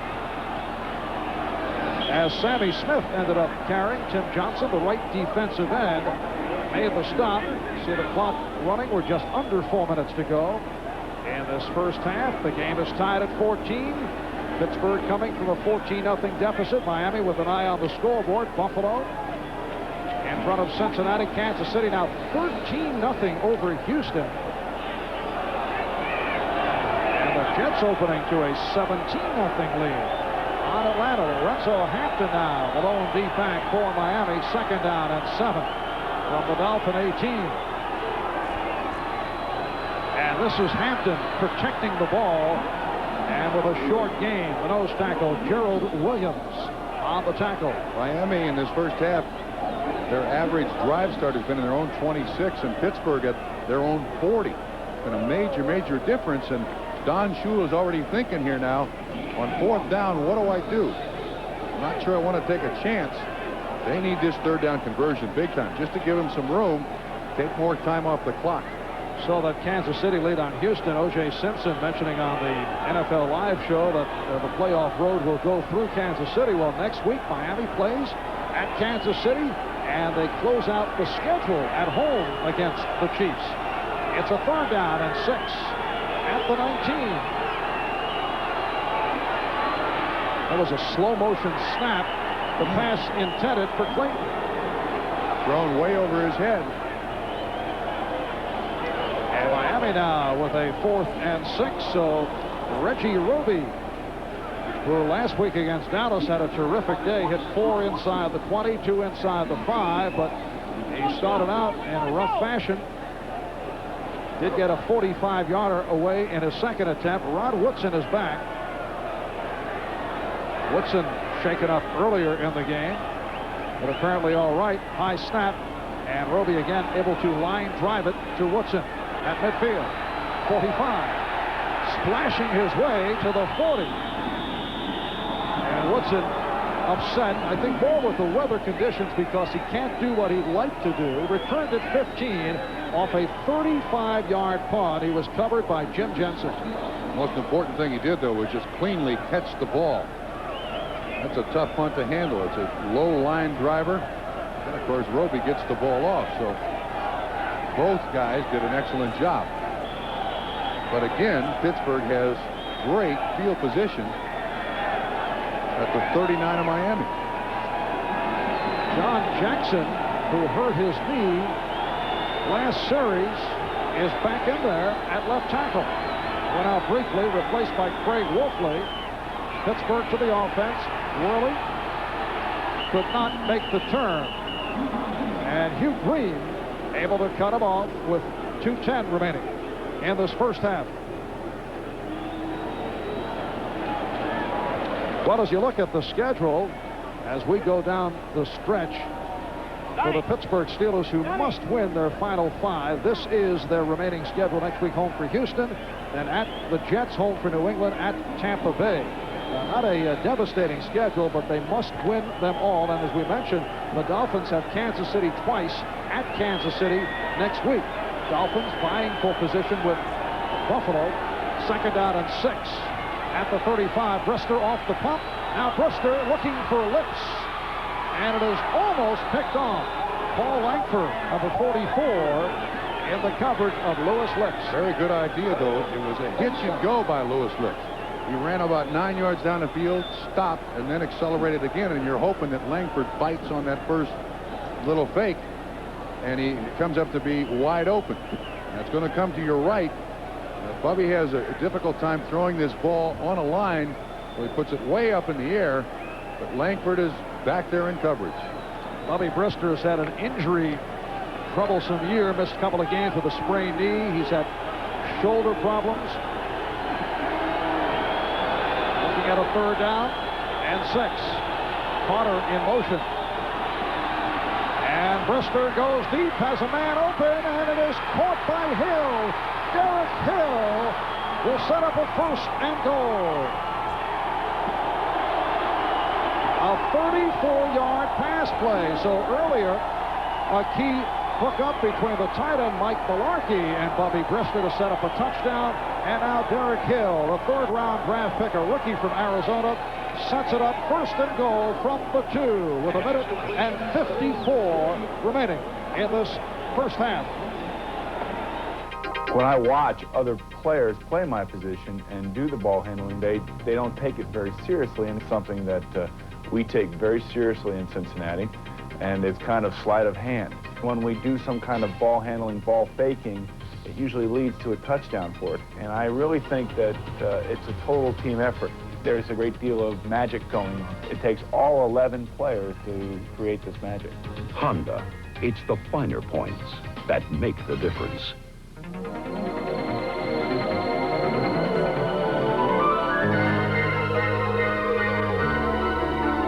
According to the latest estimates, Earth will soon be inhabited by more than 5.2 billion people.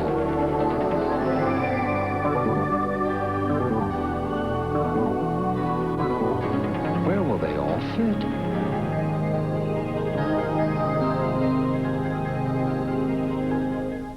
It's 32 degrees, and Jan Trumpeter is learning all about her antifreeze the hard way. What is happening to me? Don't push your luck. Guarantee it with Advanced Formula Prestone. The product, the proving grounds, the results. STP gas treatment is the edge.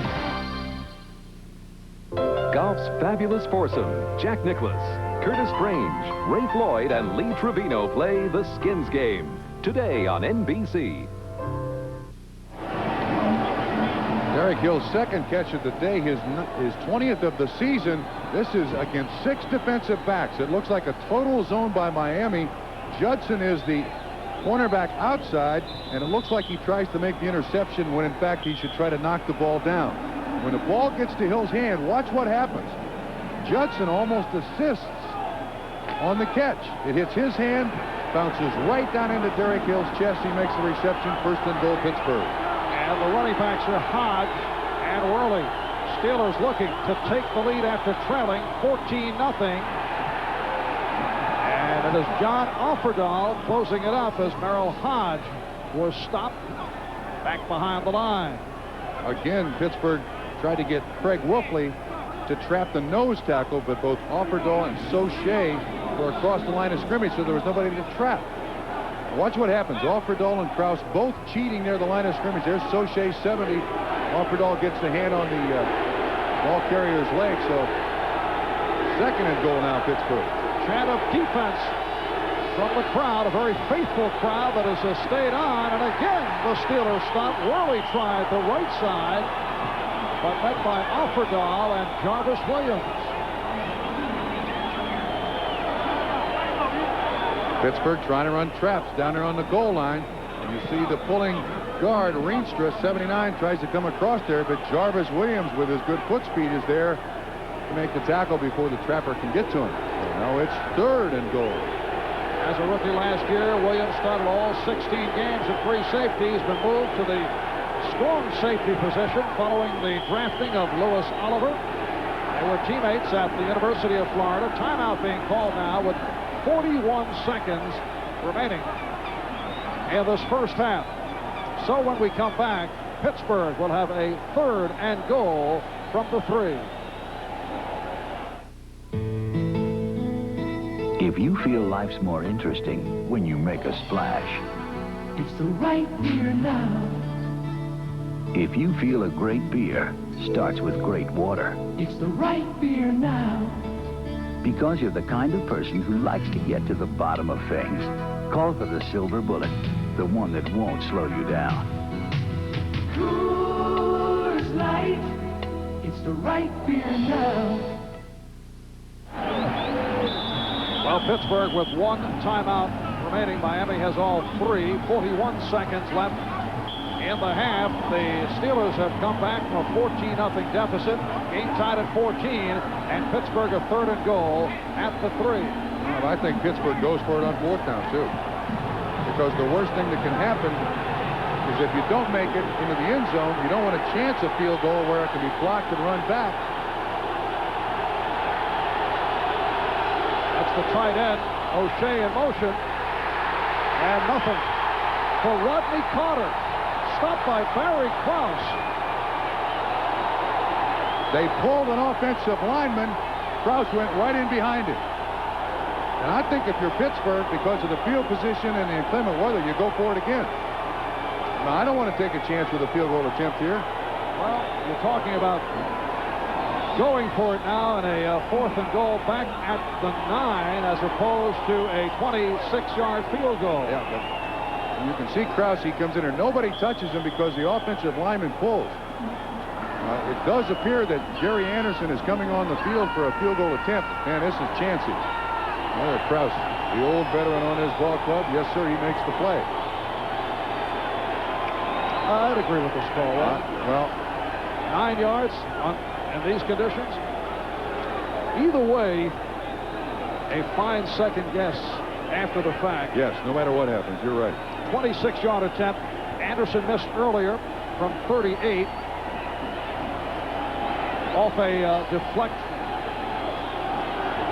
And we apologize. We're told that from time to time the pictures have been a bit on the cloudy side because the camera lens are covered by water. This is going to be an adventure here. Looks like Brian Blankenship is the snapper, number 60. And the punter, Harry Newsom, will hold.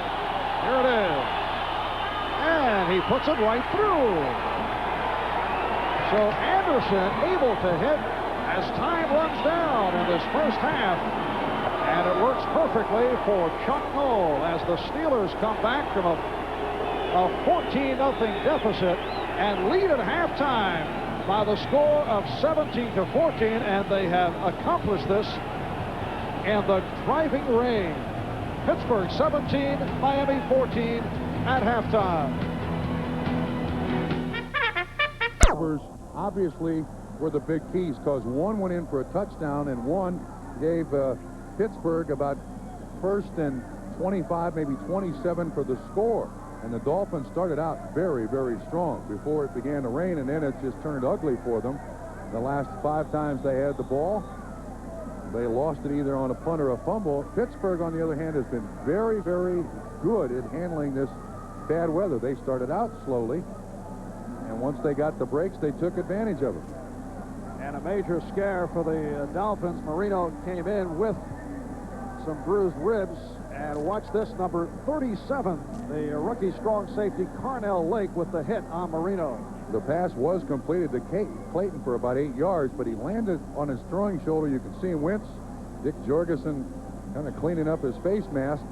The ribs hurt him. The shoulder hurts him now, and the worst thing that can happen to a guy like Dan Marino with an injury like that is he goes in at halftime, sits down, and it cools off. So now he's got to get warmed up again and somehow get it done, get some life back in the offense here. You can see he's not throwing comfortably. Now he's favoring the shoulder, as you would expect. And it will be Pittsburgh kicking off to the combination of Lorenzo Hampton and Ola. That's Hampton back as the deep man. Sammy Smith, 1-yard touchdown run, 66-yard touchdown pass. Marino to Clayton, 14-0 after 1.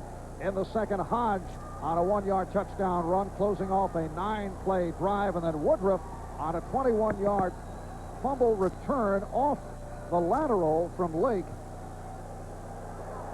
Sammy Smith with a key fumble that led to a Pittsburgh touchdown and a 27-yard field goal by Anderson as the first half ran out to give the Steelers the 17-14 lead. Here's Hampton on the return, out to the 20 and across the 25-yard line.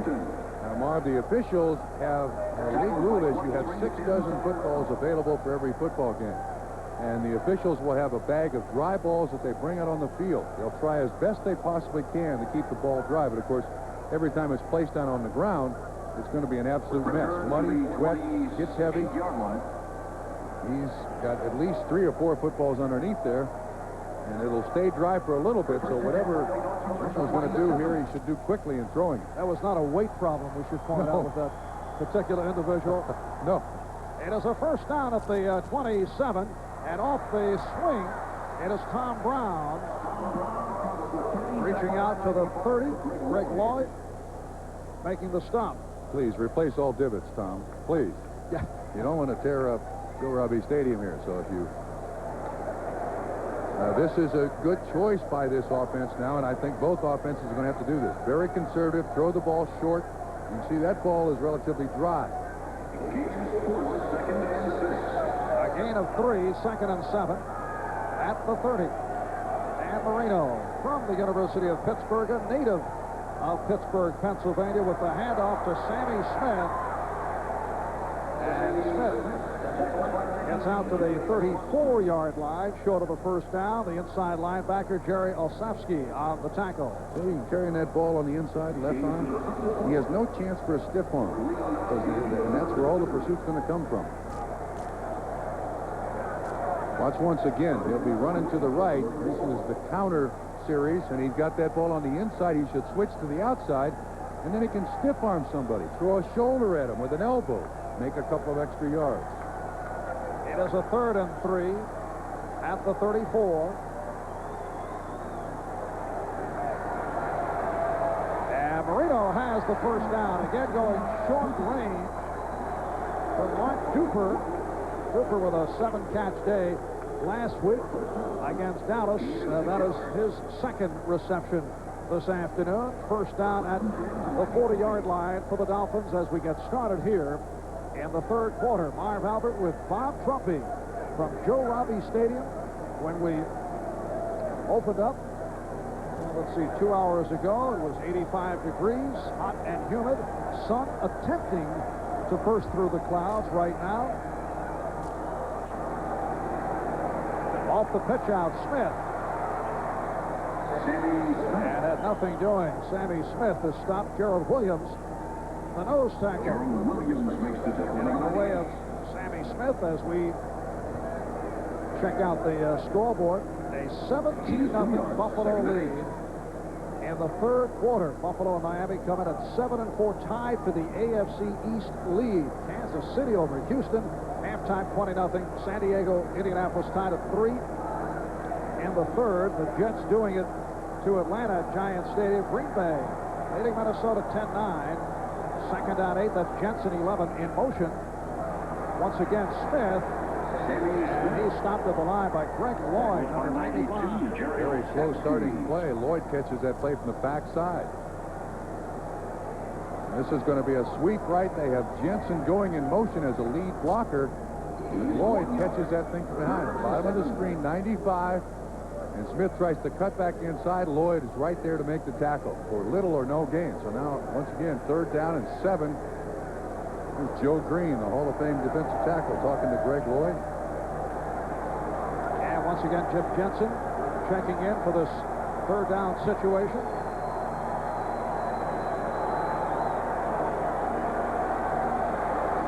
And Marino stepping up, throwing on the run off the hand of Clayton. Well, he could have run for a first down easily.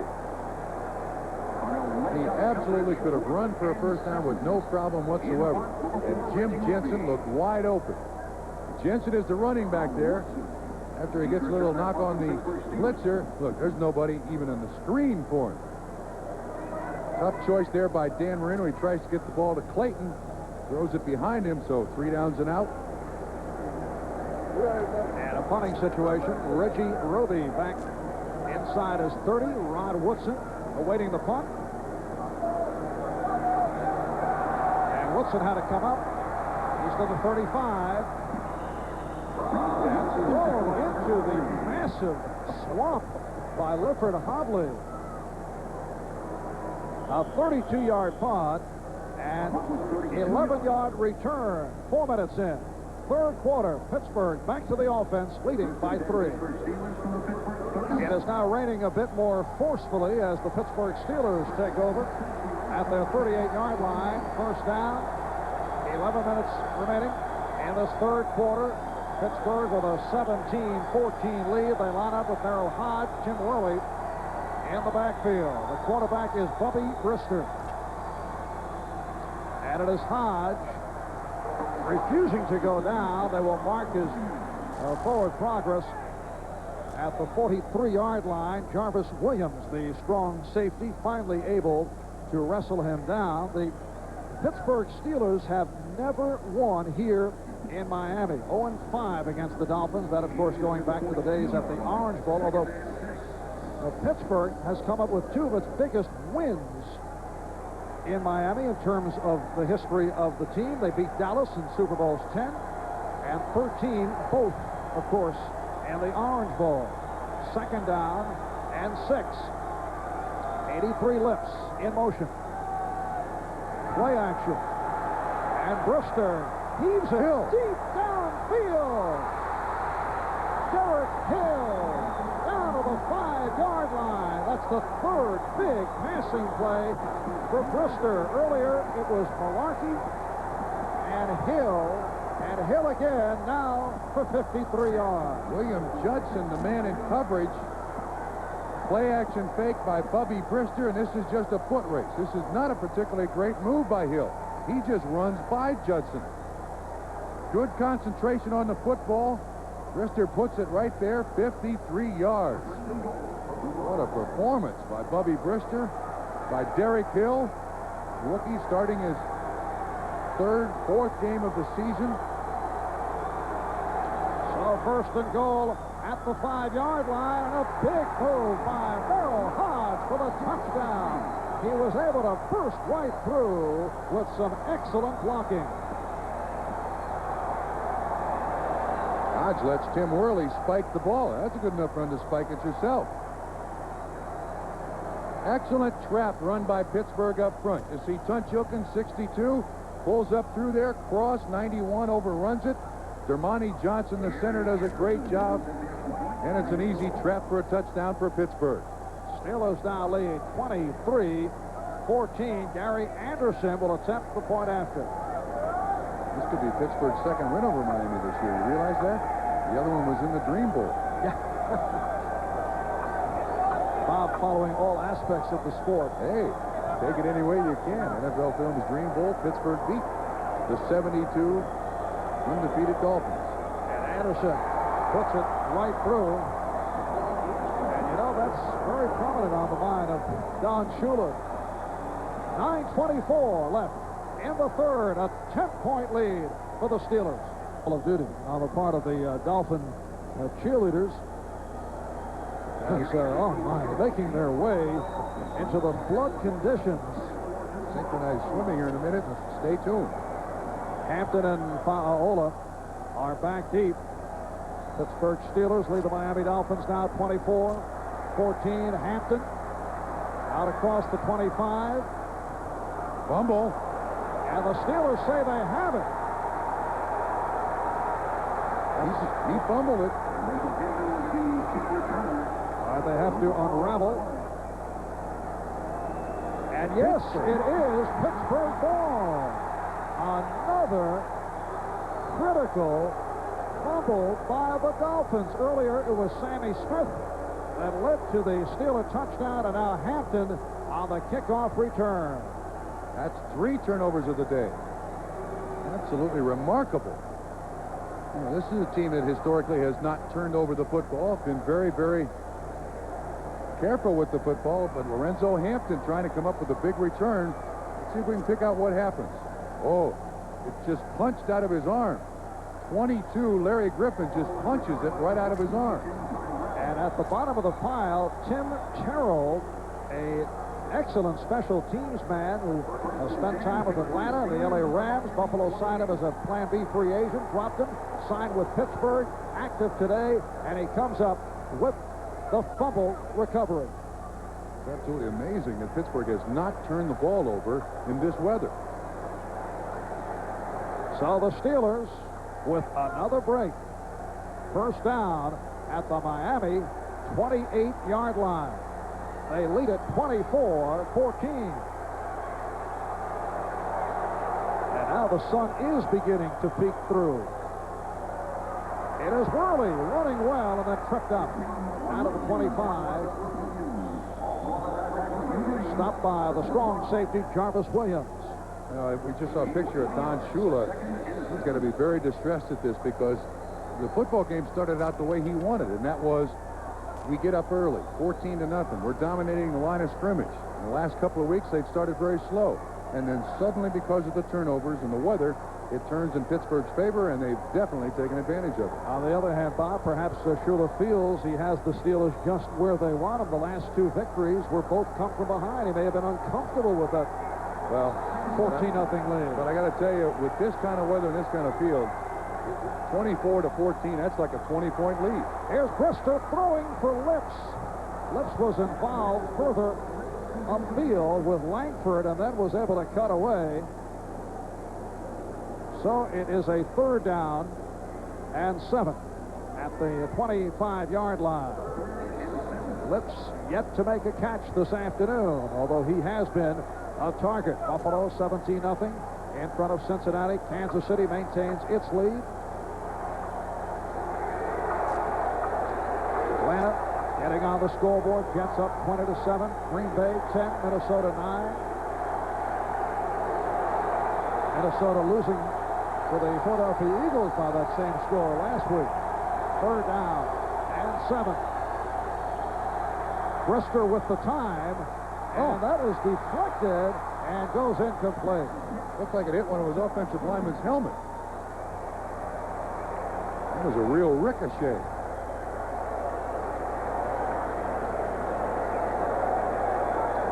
Bubby Brister has come through with 3 key completions to Malarkey and twice to the rookie Hill. And on this drive, he has stopped as we get another look at, yes, it did hit number 63, Jermani Dawson. And here is Gary Anderson with a 42-yard attempt. He's hit one or two. The conditions a bit better now. And Anderson is able to put it right through. Gary Anderson going long range, 42-yard field goal. The Steelers extend to a 27-14 lead on the Dolphins. So Anderson, who missed his first attempt, has hit his last 2.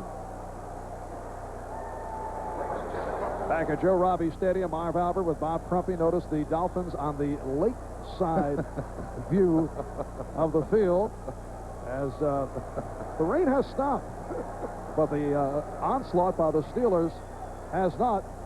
And the Steelers have scored 10 points off 3 Dolphin turnovers, and with 27 points for the day, they have equaled their season high. Earlier in the year, they beat Minnesota 27-14. And that is the score they lead by right here with 8:09 remaining in the 3rd quarter. It is Ola and Hampton as the deep men for Anderson. And so Hampton coughing it up on that return just a moment ago that led to the field goal by Anderson.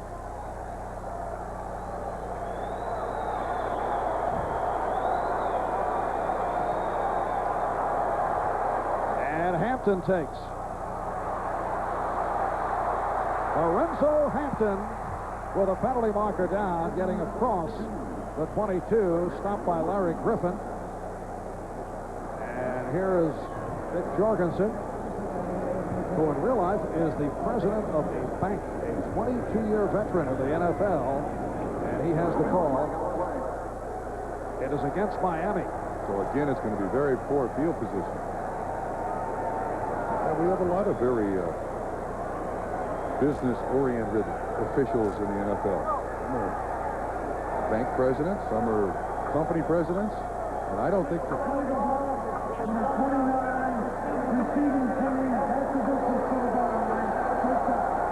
Hobley. I don't think Dick Jorgensen's thinking about the prime right here. See if we can pick up there's Hobley. He's on number 23 for the Pittsburgh Steelers. That's Tim Terrell. Very poor field position again. Dolphins start out from the 8-yard line, and Marino back to his goal line to throw it, and it was deflected. Looked like Brian Hinkle got his hand up in the air. Number 53, as he was coming across the middle, gets his hand up in the air and just tipped that ball away from the receiver. It will be a 2nd down and 10. There's Hinkle, who broke his leg in a game against Cincinnati back in week 2, continued to play with the broken leg. Said he did not know it was broken until the next day. Ryan Hinkle has had an outstanding season. The Pittsburgh linebackers have played very well. 2nd down and 10 from the 8-yard line. And let's see if they rule that complete incomplete, as Hampton was the intended receiver. And it is called a completed catch. He had possession. It is short of the first down. A look at the AFC Central. Cleveland, with that loss on Thanksgiving Day to Detroit, is now 7-4-1. Houston is trailing in its game against Kansas City, so the Browns could end the day in front. And Cincinnati trailing, they could drop to 6-6. And Pittsburgh holds on. They're 6-6 as we take a look at what is going on next week here on NBC. Cincinnati, Cleveland, Houston, Pittsburgh, Miami, and Kansas City. And the late game, Denver and the Los Angeles Raiders. Starting with NFL Live, hosted by Bob Costas and O.J. Simpson. As O.J. takes a close-up look at football in Ohio. Apparently they reviewed that play. Completed pass. 3rd down. And again, I point out, it is not L.T. Bonner in the replay booth. They had 14 looks, 14 reviews last week in the Miami-Dallas game. Replay official L.T. Bonner slowing the game to a crawl. The L.T. in L.T. Bonner, incidentally, does not stand for look twice. Look twice. Look 14 times. And that is incomplete. Well, not able to hang on. I'm surprised there wasn't a flag there on Darnell Lake. Looked like there was a little shoving before the ball got there. You know, out of the 14 reviews last week, the end result, only one call was reversed. Let's see what we can see out here in the flat. It looks like he's throwing to Clayton just to move the chains, just to make the first down as best he possibly can. See if we can see Lake with contact before the ball gets there. It's hard to pick up there, but no flag, so we'll be in to punt. And he is back in his end zone. Rod Woodson at midfield. And accelerates. Ankle tackle. Ola getting Woodson, who appeared to be headed for more yardage. 38-yard punt and a good return. It went for 17. We'll be back in a moment. Do you know what Magnavox has done to CD technology? They invented it. Sure, but you know what they did now? They made it sound great. Tom's right. Magnavox compact disc players have been top-rated for flawless sound. I know that. But now, they have a 6-disc changer that lets you play up to 7 hours of uninterrupted music. I know that, too. And you could program it to play the songs you want in the order you want. I already knew that. So why don't you tell me? Because it's fun being smarter than you. Magnavox. Smart choice. Very smart. Imagine a world beneath the sea with an enchanted McDonald's of pure fantasy, where the Little Mermaid's friend Sebastian and Flounder the fish come to life to grant your holiday wish. Buy a $5 book of McDonald's gift certificates and get a free plush ornament, either Flounder That's me. or Sebastian. I always knew I'd be famous. From the all-new Disney animated feature, The Little Mermaid, now in theaters everywhere. So come to McDonald's, hurry along. Like a true fantasy, it's here then, score. Your holiday place, McDonald's. Soldier Field, Chicago. Over 300 dead batteries and 1 die-hard battery. Our most powerful ever jump-starts every one. Die-hard. More power when you need it most. Hey, nobody beats Midas, especially for foreign car brakes and mufflers. He came here because our price was a lot better than his car dealers, and because of our Midas guarantee. Nobody beats Midas. Nobody. It's a holiday special for the entire family. With Brian Boitano, Debbie Thomas, Scott Hamilton, Dorothy Hamill, and Kitty and Peter Carruthers. Relive the magic of the World Professional Figure Skating Championships. Only on NBC Sports World. The Miami Dolphins, this game began as if it would be a blowout. Absolutely. First 2 drives, they score up 14-0, and Pittsburgh comes back with 27 unanswered points. And again, the Steelers with terrific field position off the return by Woodson, who's had an exceptional day in punt returning. It is Worley, who has run well. Stopped by the nose tackle, Brian Sauché. Now, see, this is the big difference. Pittsburgh has the ability to run the ball. You see guard and tackle pull, Jackson and Reenstra. And Worley up through there, protecting the ball, runs very, very hard. This is something that Miami's not been able to do, to recapture some control of the football game. Worley picked up 6. He has run for 55 yards on 13 carries. More importantly, he has not coughed it up. Coming up on 6 minutes remaining. In the third, Pittsburgh 27, Miami 14. Second down and 4. Here's Hodge getting inside the 25. Looks to be short of the first down. So Shea again making the stop. And Marino is headed off the field in the direction of the locker room. Scott Sequels is warming up now. Again, it's either his ribs or his throwing shoulder. Not really sure, but they're taking no chances with Dan Marino. We'll find out what the reason for the visit to the locker room is. They have X-ray machines. There's Scott Sequels with Ulenik. Sequels acquired from Dallas during preseason, a 6th-round draft pick of Dallas last year out of the University of Virginia. Has played sparingly this season. And Marino coming in to today's action with injured ribs on his left side. Threw very lightly during the course of the week and has obviously not been himself. Timeout taken by Pittsburgh as they are looking at a 3rd down and 1. Sequels was the backup to Don Majkowski, quarterback at Green Bay at Virginia. Well, you would certainly think with those two guys, they'd win more games than they did. All right, with the timeout, we have some time to take a look at the 10-minute ticker. Buffalo now with a 17-7 lead. Cincinnati with the score on a 5-yard run by Stanford Jennings. Kansas City leading Houston now 20-0. Indianapolis, San Diego tied at 3. Field goals for Barr and Biasucci. The Jets with a 20-7 lead over Atlanta. And Minnesota 16-10 now in front of Green Bay. Herschel Walker on a 6-yard touchdown. Majkowski has thrown for 1. This telecast is presented by authority of the National Football League. It is intended for the private use of our audience. Any rebroadcast or other use of this telecast without the express written consent of the Miami Dolphins and the National Football League is prohibited. This game the property of the NFL. All rights reserved. Don Shula, Gary Stevens talking to Scott Sequels. He's definitely coming into the ball game the next time Miami gets it. And we're told that checking on Marino's ribs, 3rd down and 1 for the Steelers. And looked like Carter was stacked up. Dolphins feel they stopped him short of the first down. Let's see where they spot it. It was T.J. Turner and Brian Sauché combining on the hit. And they are calling for the yardsticks. 5:19 left in the 3rd quarter. The rain has stopped here in Miami. A downpour throughout the first half. They were playing, sloshing through the puddles throughout the first half, and the indication that it is short of the first down.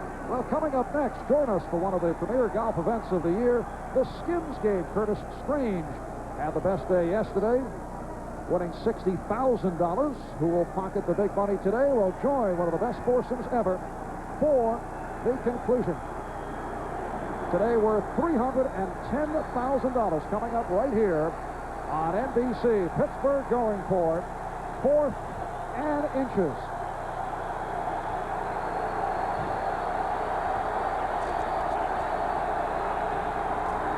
And the first down is picked up by Worley.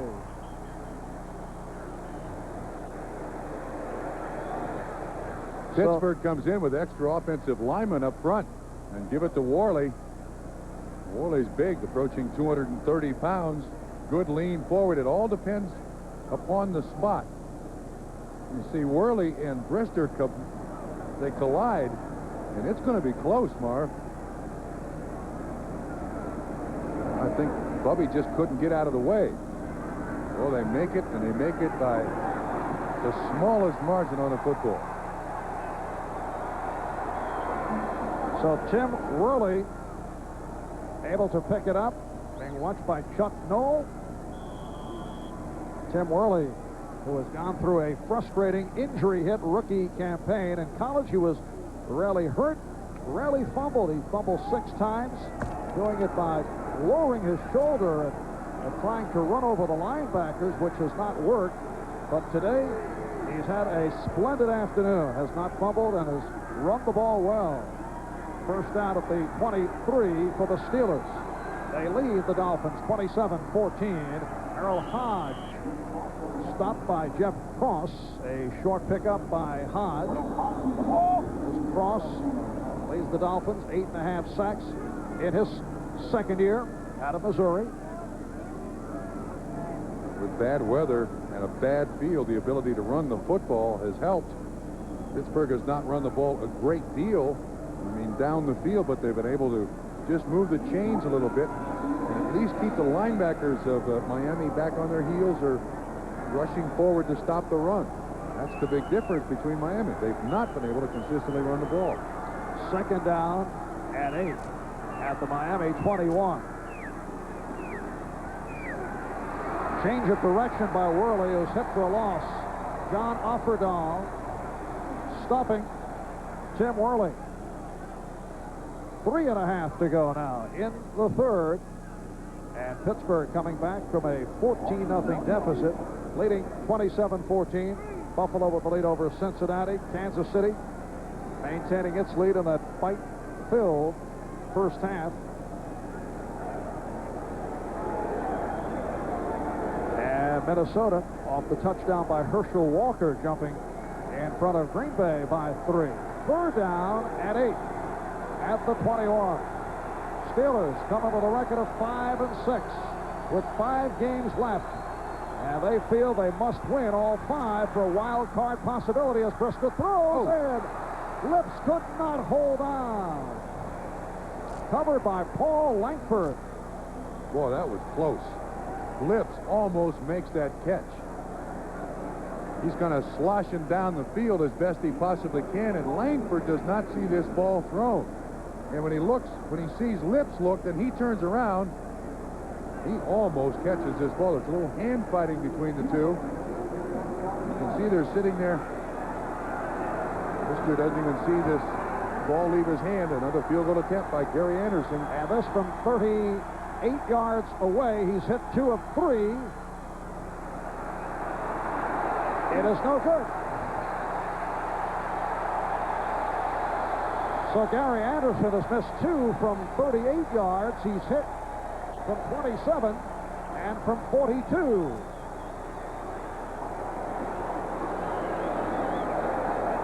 Anderson bouncing back last week, connected from 49 and 28. 2 weeks ago against Chicago, he missed a couple.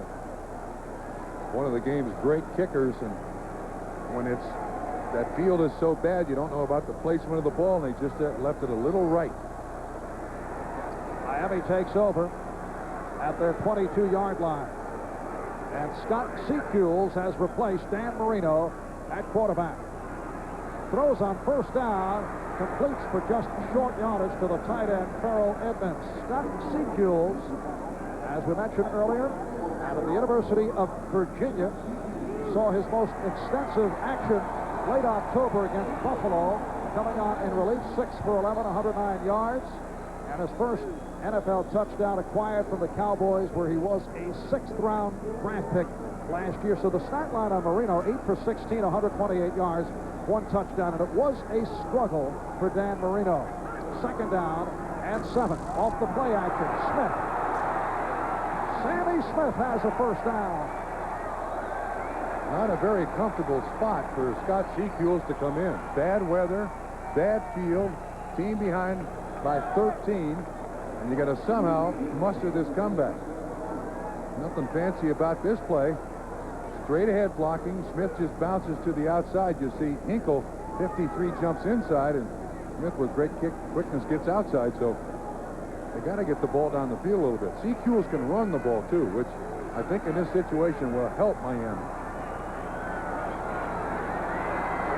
First down at the 33. Secules off the roll, throws the bullet incomplete. Hinkle tipped that one again. Someone got a piece of it. Woodruff on the coverage. It will be a 2nd and 10 at the 33 with 1:17 remaining in this third quarter. For those of you who may have just tuned in, it is Scott Seekels coming on for Dan Marino. This is the scene of the first half with the rain falling hard, and Marino taking that hit from the strong safety Carnell Lake. You can see the wince on his face, and I don't know if he couldn't throw the ball because of the weather or because of the shoulder after that. 2nd down and 10. And it's through the hands of Jensen. Picked off by Greg Lloyd. And Lloyd is down inside the 10. So Seekels intercepted.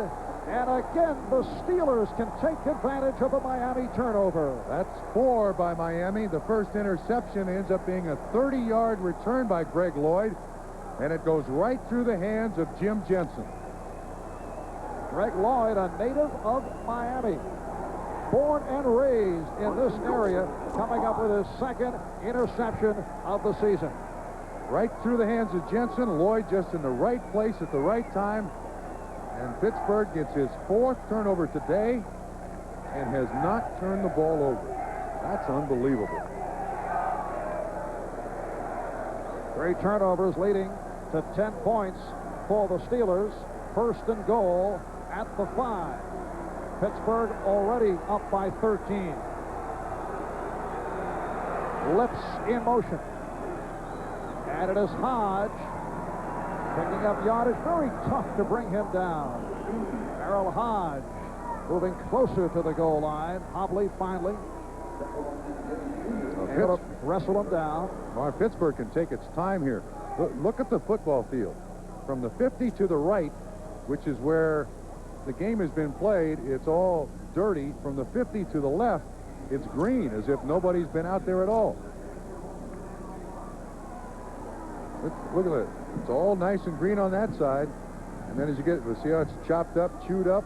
That's where Miami's been in the 3rd quarter and in the 2nd quarter. Pittsburgh has dominated the field position with the turnovers. And they now have a 2nd and goal from the 2. Here's Hodge, and he's in for the touchdown. Hodge doing it the way he did earlier this 3rd quarter, benefiting from the block by Craig Wolfley. Again, they line him up off the line of scrimmage. He's outside the tight end. Wolfley at 6'2", 290. He goes inside, and this time he whams Offerdahl. And Hodge scores. That's the 2nd time that they have scored on that particular play, and that's the top point production now that Pittsburgh's had in '89. 3rd touchdown of the game for Hodge. 1st time he has ever done it in the NFL. And Anderson extends to 34-14. The Pittsburgh Steelers turning it around on the Miami Dolphins, and they have scored 34 unanswered points. That's after being totally dominated by Pittsburgh in the first 2 drives. I mean, by Miami in the first 2 drives. Miami went right through Pittsburgh on those first 2 drives. And as a matter of fact, Pittsburgh went 3 downs and out the first 3 times they had the football. Merrill Hodge now with 5 touchdowns for the season. 2 his first 11 and 3 today. 10th round draft pick out of Idaho State, who told us last night he's interested in television. And we're not talking about repairs. I told him not to get into business. Bad idea. Ex-football players in the broadcast booth? No. There's not enough broadcast booths. There's Dan Marino coming back. Well, Seekels came on in his first series. He was picked off by Greg Lloyd, who ran it 30 yards on the interception, running it down to the 5. And several plays later, it was Hodge ramming it home. And we hope to get a report on Marino. And Marino making his way back as Gary Anderson gets set to kick it off.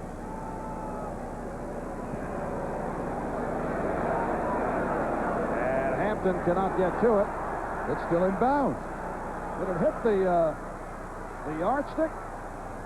No, that bounced and just sat right there in the mud, stayed in bounds, and Hampton had to pick it up. That's a live ball. Olszewski on the the stop of Hampton, who was looking for it to roll out of bounds. No, it did get stuck in the mud. So Miami back to the offense as this third quarter comes to a close. Came in as the hottest team in the NFL, winning 6 of the last 7, the last 3. Dan Marino warming up along the sideline, but Scott Secules remains in at quarterback, despite the fact that the Dolphins have been on fire, and they opened up with a 14-0 lead. Pittsburgh roaring back, and they lead it now 34-14 as we get underway in the fourth quarter with the sun now shining. Smith looking to turn it, could not. Jerry Olszewski forcing it out of bounds. So Dan Marino limpering up, and the question is, will we see Marino make his return? Tough choice, I think, here for Don Shula.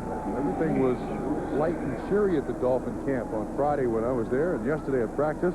I think Don Shula was very happy with the way the team was playing. This has got to come as a real shock to the Miami Dolphins after the way they started this football game. To have it get away from them today. Second down and 7 from the Miami 23. Secules to his left and throws sideline, incomplete, intended for Clayton, covered by Woodson. You can see the strength of this young man's arm. He really got it out there quickly, but Rod Woodson was right there in coverage. Rod Woodson telling us last night that he had asked Chuck Noll for a shot to play wide receiver in third down situations, but Noll told us that Rod already plays extensively, has to concentrate on his other defensive assignments along with returning kicks, but he does not discount it for the future. Yeah, I was interested too when he said, I asked him last summer before training camp. I thought he just asked this week. He asked last summer. 3rd and 7, and Secules underthrows. Pass intended for Duper. Covered by Woodson. And it is 3 plays and punt. And Secules and the Dolphins hearing it from the crowd. Well, this is a game that just absolutely has gotten away, which is something that is very unusual for a Don Shula coach team. The turnovers, the bad field position really cost Miami this football game to this point. Roby back at his 8-yard line, and Woodson back at his 35. The return by Woodson, who has been exceptional in punt returning this afternoon. Oh, interesting block, and Woodson still could not turn it for any more yardage. Picked up only 6 on the 49-yard punt. Don McNeil ran him out of bounds. We'll be back after these words from your local station. On this return by Rod Woodson, we saw a block right at the end of it. That's Hobley, and Delton Hall gets his head in front of the Miami player, so the block is legal. As long as you can get that head in front of the player, they allow that. Rod Woodson, a heck of a day on punt returns, been a big factor here for Pittsburgh. He's had a splendid day, shaken up early in the game and able to bounce back. Wow, boy, is that a big factor. And a 1st and 10 of 34-yard line. Worley on a sweep. Well, Tim Worley stopped by John Offerdahl as he tried the right side. Well, throughout this day, too, they've had good luck running to the right. You see, double pull, both guards, Terry Long, 74, Rienstra, 79, and Worley following them very, very well. Nice lead block by Hodge. But the sweeps to the right have worked very well for Pittsburgh. 5-yard gain for Worley, who has run 60 yards, 60 out of the 90 for Pittsburgh. Yeah, you know, Pittsburgh's gone 6 straight games without rushing for 100 yards as a team. They're about to break the 100-yard barrier today. 2nd down 5. Steelers from their 39. Worley goes the other side and has the first down. A hard-hitting move by Tim Worley, who was stopped by John Offerdahl. Pittsburgh's offensive line been able to control the line of scrimmage here for Worley and for Merrill Hodge. Done an excellent job of blocking up front. These guys are short, squat, very strong, not tall and lanky. And they're more they use more choppy steps to get out there to set up for the traps. And I think it's proven a real benefit to the Pittsburgh offense today. First down now at the 46 for the Steelers, who lead the Dolphins 34-14 as we get underway in the fourth quarter. Worley, he's tough to bring down today. Jarvis Williams made the tackle. Pittsburgh Steelers with a record of 5-6, coming off the come-from-behind win over San Diego to stop a 2-game losing streak, and getting the play on the line by, as you say, that short, squat offensive alignment. 74, Terry Long on the pull that time, and he blocked the key defender, John Offerdahl, 56, and Worley goes right by him. They're approaching 100 yards. And when Pittsburgh can run the ball, just as they did for 300 yards last year against Miami up there, they're a very tough team to beat. Led by Warren Williams in that victory on the final day of the regular season last season. And as Hodge stopped short of the first down. 3 minutes have run by. And this fourth quarter, Merrill Hodge stopped by E.J. Jr. from the left outside linebacker position. Well, this time they give it to Hodge, and this is a straight-ahead blocking, and it doesn't work as well as those short little traps. Junior helps. Looks like T.J. Turner was also in there on the assist, so it brings up a third down and about, what, make it 2? You can see Pittsburgh being very deliberate. They're going to use all of the clock they possibly can. There's 6 seconds left on the 45-second clock. And Bubby Brister just does get it off.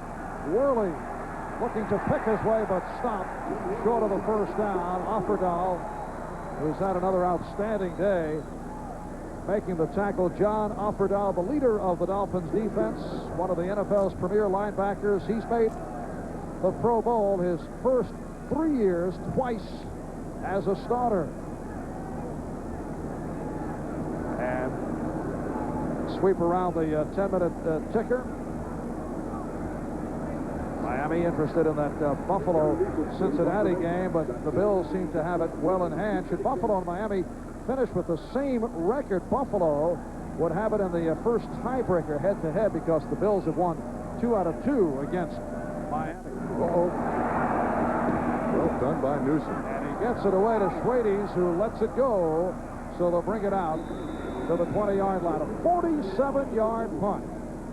10:21 remaining in the fourth quarter. Pittsburgh 34 and Miami 14. Newsom having himself an adventure, but able to get it away. Newsom's had a big day. We'll be back in a moment.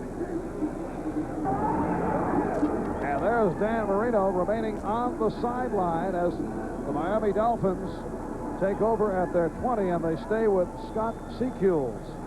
11 attempts, 17 yards, and most of those were in a driving rainstorm, with the exception of the first 2 drives. Not one of Dan Marino's best, maybe one of his worst. 10:21 left in the fourth quarter, and the Dolphins trail 34-14. Secules able to complete to Duper, hit by the free safety Thomas Everett, and a first down for Miami, and Duper is shaken up. Everett kind of grabbed his head and spun him to the ground, but Duper gets up. Everett, a devastating hitter to the point that coaches have worried about his durability. Only a 3rd season out of Baylor. They feel that he could hurt his game by throwing those hard hits on a consistent basis. Yeah, he also hurts his teammates in practice, and he's not big either. He's only 5'9" and just over 180 pounds, and he'll stick his nose into anybody. Dolphins now got to forget the weather and the field conditions and play like it's indoors and start throwing the thing deep. First down at the 37. And Secules going short for the tight end, Edmonds. And another Miami first down. Edmonds run out by Woodruff. 17-yard reception. Well, he throws up a big rooster tail, doesn't he? When he lands. And the word on Dan Marino is that it is questionable as to whether he will return, and he is sitting it out because of the injured ribs. Not the shoulder. I guess the shoulder is all right. So it's up to Scott Secules to somehow come up with 20 points or more in 9 minutes and 38 seconds. And Secules goes the other side, and it's dropped. No, he caught it. Oh, he caught it, yes. He held on. Clayton making the catch in front of Woodson. Mark, Pittsburgh is now in that mindset where 20 points up, and it's in the fourth quarter, and you can see the coverage is a little softer now than it was before. Woodson's dropping off. Farrell Edmonds catches a pass underneath Carnell Lake. Pittsburgh's going to have to tighten up that coverage a little bit. They can't allow Miami to go down the field this easily. That reception just short of the first down. It's a 2nd and 1 at the Pittsburgh 37. 9.5 remaining in the fourth quarter. Secules for Edmonds, broken up. Covered by Everett. Farrell Edmonds, the tight end, on a post pattern, was stopped, but a flag has been thrown. Offsides defense. Everett was playing that free safety. He's back there reading the quarterback's eyes. Number 78, defense, 5 yards, first down. That's the tight end, rather the right defensive end, Tim Johnson, called on the offside. Look at Dick Jorgensen's hat there. Boy, he's had a tough day today. That thing has gone from white to gray to brown. He's got to head straight to the laundromat when this game is over. And a first down for the Dolphins at the Pittsburgh 32. They're trailing by 20 points after leading 14-0. Secules incomplete. Intended for Duper. Woodson on the coverage. This time Pittsburgh gets good pressure on Scott Secules, and it appears that they're not going to lay back there anymore. Keith Willis on this side. There's Hinkle coming.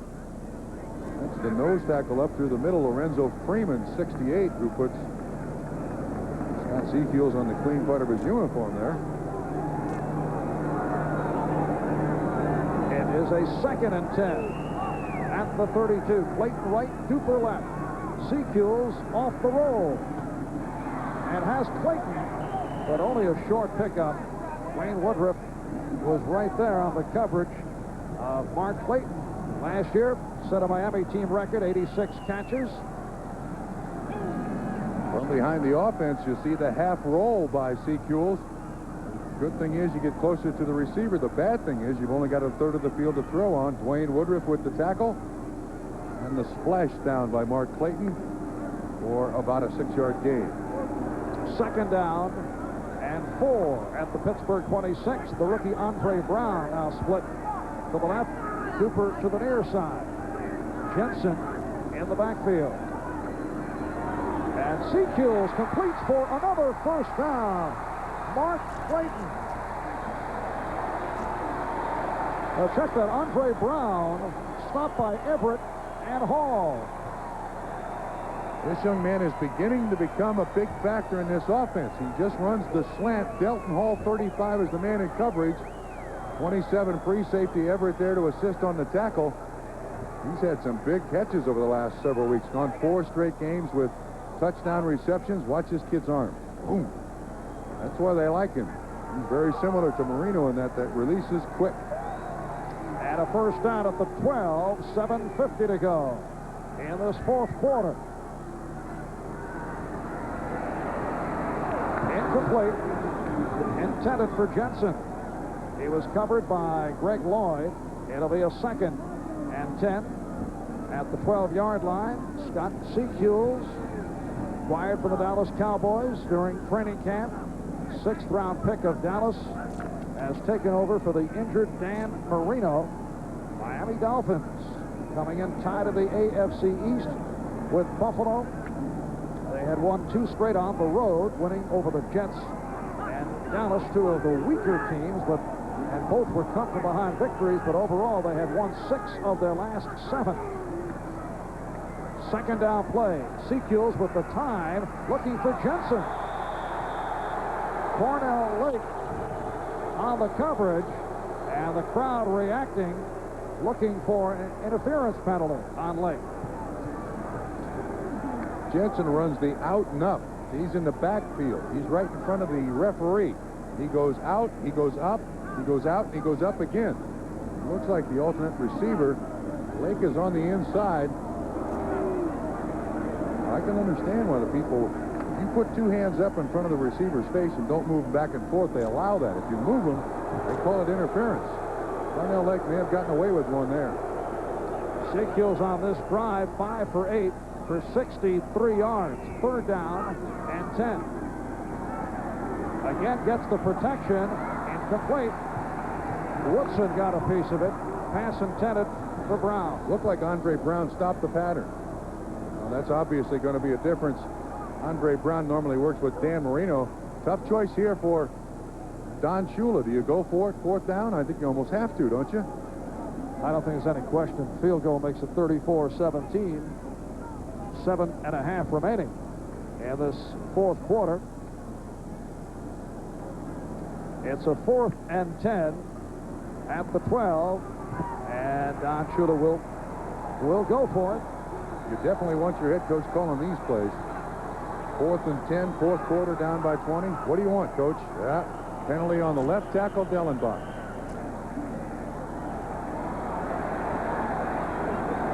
And the officials get between players with some words exchanged.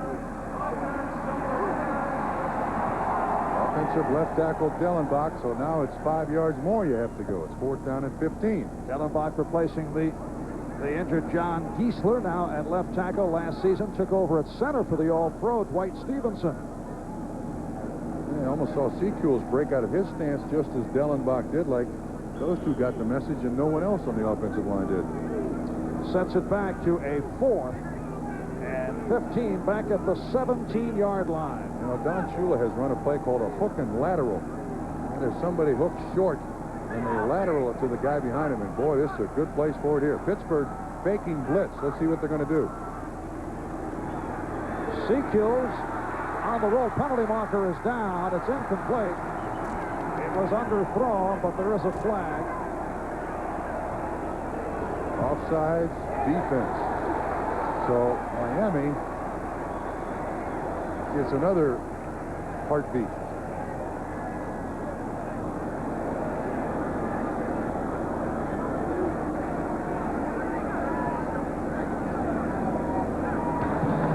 Offside, number 97, defense, lined up in the neutral zone, 5 yards, still left out.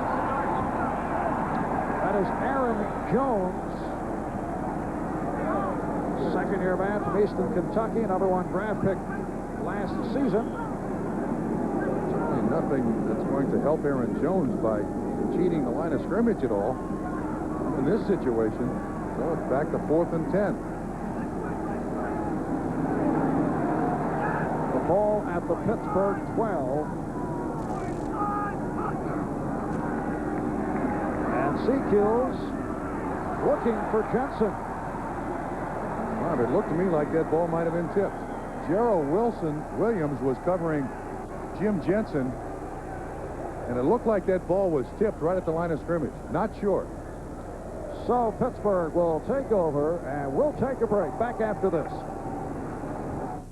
Finally, there's a minivan for kids with parents. And let's face it, we all have them. Yeah. The all-new Oldsmobile Silhouette. Talking radical concept here. Your own window seat. Room for lots of things. And neat stuff to keep your parents from bugging you on long trips. Besides, Silhouette makes them look cool. Right. Your father's Oldsmobile. Ready, dudes? And they need all the help they can get. Yeah. This is a new generation of Olds. Most of my friends don't know what they're going to do after graduation, but I've already locked in guaranteed skill training in the Army. Qualify now and you can reserve even the Army's most sought-after technical training up to 12 months in advance through the Army's delayed entry program.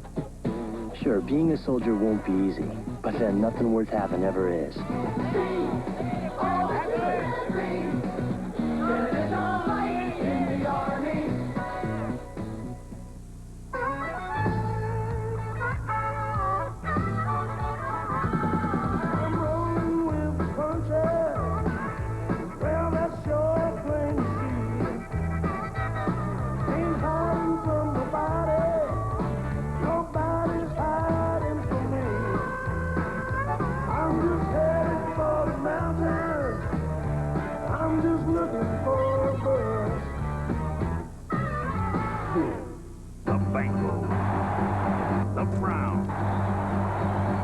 dog pound.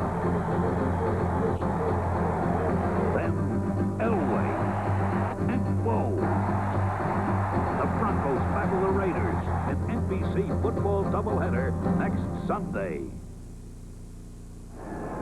That last pass attempt by Sequels, I said, was tipped. Lorenzo Freeman was the guy who was there, but he just threw the ball too hard right into the ground. Incomplete pass. Freeman goes 6'5". May have bothered Sequels, may have screened him a bit. Steelers take over. Worley on the slant and continues to run well. Getting out to the 20-yard line. Tackled by the combination of Sauché and Langford. He picked up 8. It will be a 2nd down and 2. Now back to that last 4th down attempt. It's going to come to the right. Linebacker in coverage is Gerald Williams. This ball is thrown down into the ground. Coverage is good by Williams. That's something that Rod Rust wanted. The defensive coordinator of Pittsburgh, he said, our linebackers half the coverage in. On that one, Williams did. And for most of the day, the coverage has been outstanding. 6:40 remaining in the 4th quarter, and Pittsburgh, led by the rookie Tim Worley, has gone over the 100 mark. Pittsburgh 34 and Miami 14. Worley again. 1st down and some additional yardage. And Cross on the tackle. Crowd of 59,936. Capacity here at Joe Robbie at 73,000. They've been filing out through this 4th quarter. Amazing that this many stayed. Yeah. Very loyal group with the rain coming down so hard throughout the first half. To get out of this stadium, you have to swim upstream to get to your car. It'll be a 1st down of the 28 for the Steelers, who have had themselves a splendid day. Miami turning it over 4 times. Critical turnovers because it gave Pittsburgh excellent field position.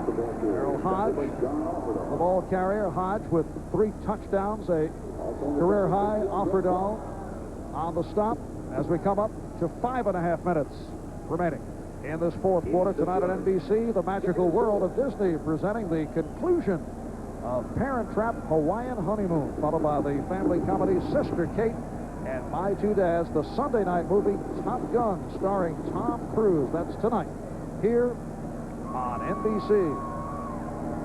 And following football, it'll be the Skins game. Curtis Strange with the best day yesterday, winning at $60,000, $310,000 still available. 2nd down and 4. Worley again has the 1st down, and he has gone for a career high. Tim Worley, in fact, gunning for the 100-yard mark. He has gone 22 carries, 94 yards. What a day for the rookie out of the University of Georgia. And they have really run the ball to the right very, very well. He goes to the sideline. That's the kind of production they'd like to have out of Tim Worley each weekend if they could.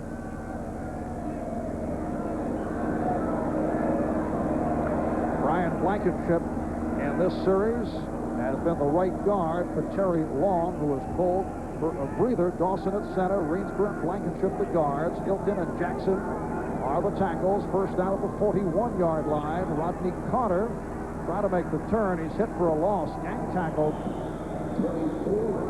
But he does stay in bounds. You'll lose yards just to stay in bounds now, because all you want is for ticks to go off the clock. Pittsburgh Steelers have never beaten the Dolphins here in Miami. They have won twice in Miami, 2 of the biggest wins in Steelers history. Taking place at the Orange Bowl, they beat Dallas in Super Bowls 10 and 13. And a look at the AFC Central with Houston on the way to a loss, 7-4 going in. Cincinnati losing, Pittsburgh winning. So it'll be 7-4-1, 7-5, 6-6, and 6-6 in the AFC Central. 2nd down, 13.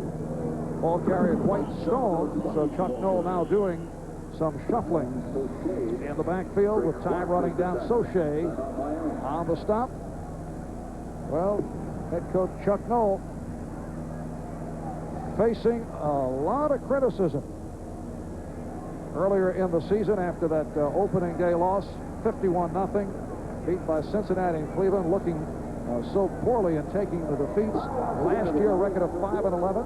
The criticism continuing over those first two games, but the Steelers showing much improvement. The reaction has turned, and Pittsburgh will end this day at the 500 mark and still alive in terms of a wild card berth with a record of 6-6. How about his comment to us last night? I have never paid attention to those comments, whether they be compliments or criticism. I have never paid attention to what people have said. I don't believe that. I don't see how you could not pay attention. I mean, obviously he's going to say that, Bob. Well, and all coaches or all managers are going to say that, but you know that hurts. Yeah, but at the same time, he's got an awful lot of good years to balance against the bad years.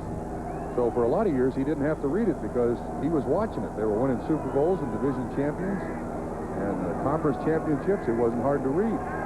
It's a 3rd down 10 at the 41 as we come up on 3 minutes to go. In this fourth quarter, Bristol with the play action. White Stone. Well, why didn't you bring it up to him last night that you didn't believe that he didn't pay any attention to it?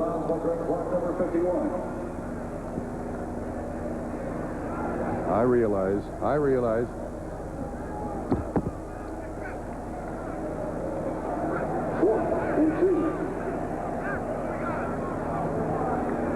Don Shula's got to be very, very disappointed today. He thought his team was ready. The weather, strangely, takes the team that plays in the weather out of the game.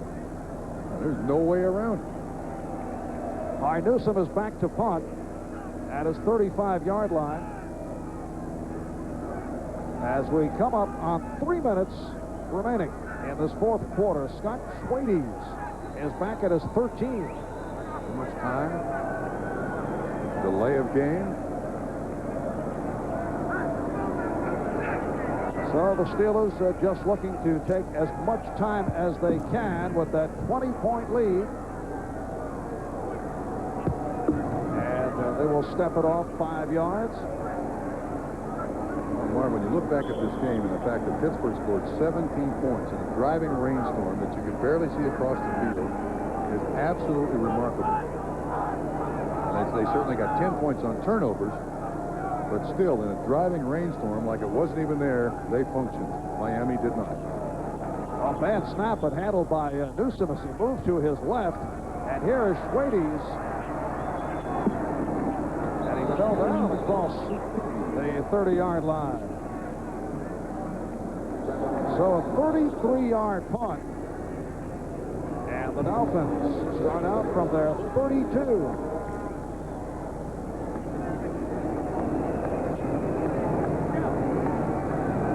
Shula going into today as the second active winningest coach in the NFL, and Chuck Noll is number 5. Of course, those two used to be coaching mates.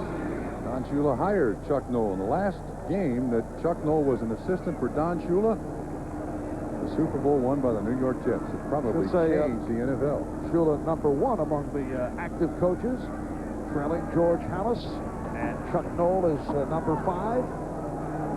First down at the 32 with 2:53 left in the fourth quarter. And Seacules is picked off. It is Thomas Everett on the interception inside the 20-yard line. Marv, a big assist to Lorenzo Freeman, the nose tackle. He's the guy who made Seacules throw it early. Freeman ran right around the center. He was right in Seacules' face, and Seacules couldn't follow through. I say he's right over the center. He's not. He's on toast. 76. See there? Right in his face. Everett goes up the 5th turnover of the day by the Miami Dolphins. And you can start up the engines.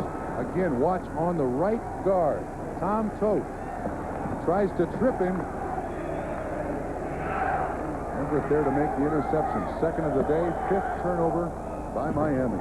And for Everett, his 3rd interception of the season. A Miami player down on the field, Freddie Banks, 86.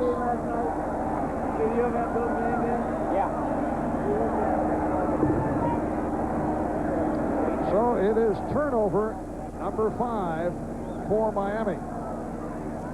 And against the Steelers going into today, Shula had won 7 of 10 in the regular season. And 9 of 13 overall, including postseason action. He's not happy. Fred Banks, a 4-year man from Liberty, signed as a free agent. Won a job over Miami's all-time leading receiver, Nat Moore, and he is the man shaken up. He tries to make the tackle here. And the worst thing you can do in the game of football is put your head down. I'm not sure what happened there to Fred Banks. But he's very slow in getting up, that's for sure. Being attended to on the sideline. Looks like he did something to a leg somehow. Thank you.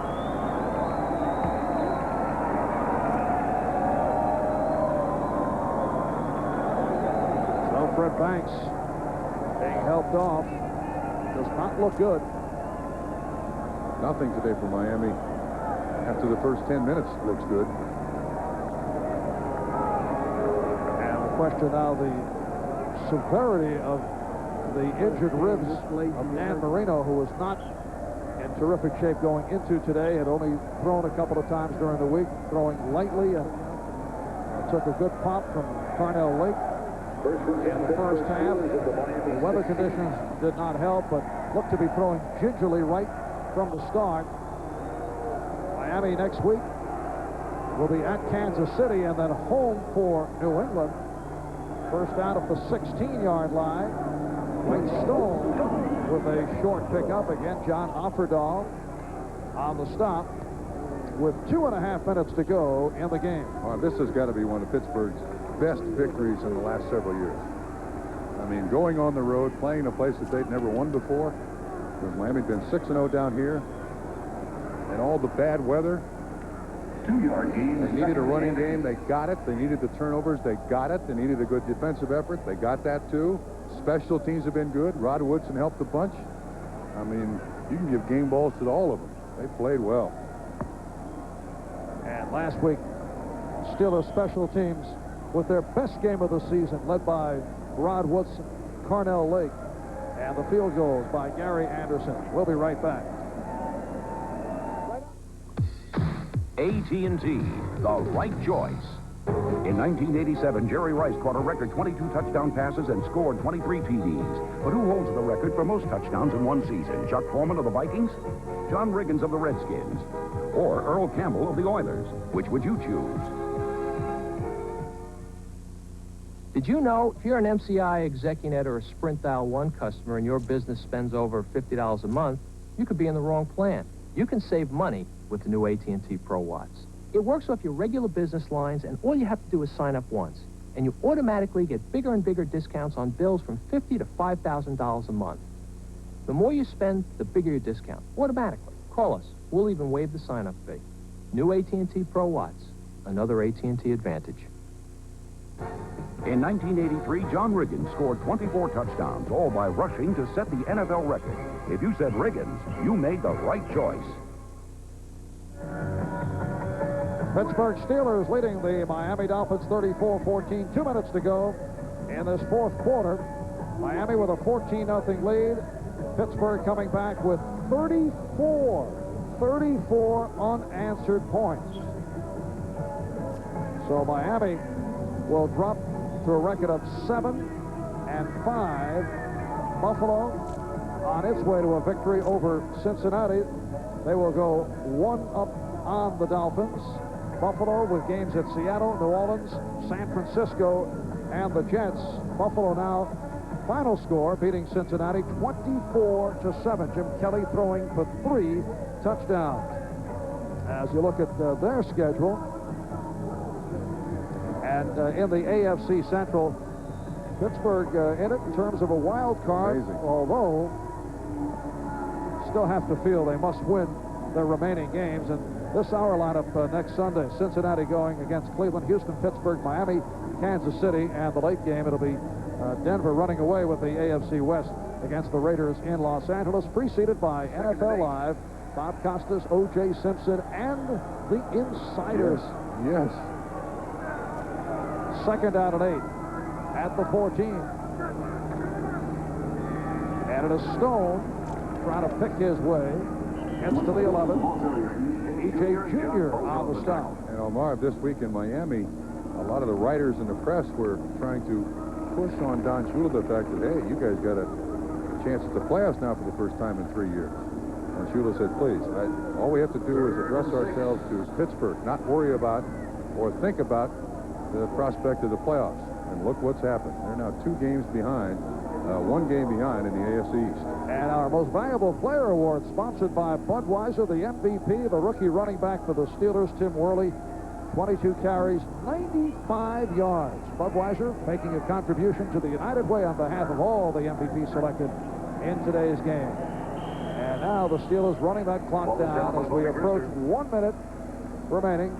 So Tim Worley, first-round draft pick, the 7th selection overall, reported late, a holdout, had injury problems, complaints that he was not getting the ball enough. 22 carries today. That's the most he's carried all season, so there has been a progression. Last week he carried 17 for 53 yards, and smiling for the first time in a while on the sideline. I am absolutely shocked that one team has 5 turnovers in this weather, the other team none. I mean, they have done an outstanding job of hanging on to the football. Many heroes for the Steelers. A steady game with Bubby Brister. Derek Hill with 2 big catches. The tight end Mike Malarkey came up with a 34-yard reception that led to the touchdown. Merrill Hodge, 3 touchdown runs from short range. The return game of Rod Woodson. The tackling of Jerry Osofsky. Brian Hinkle. There's Dan Marino, who was forced out of the lineup, bothered by those injured ribs. Scott Secules took over.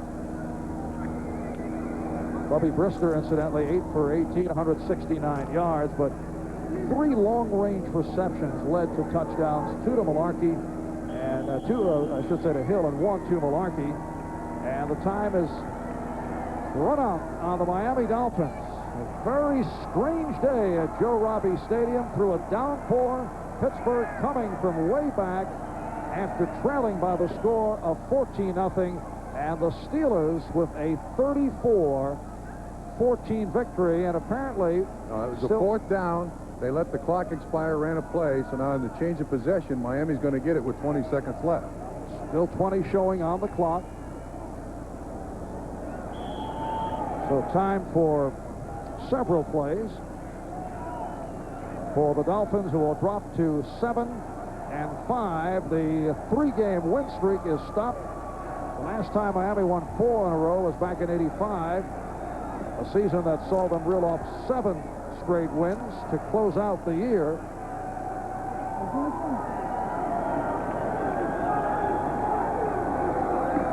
Secules fielding that low snap and firing one high and wide.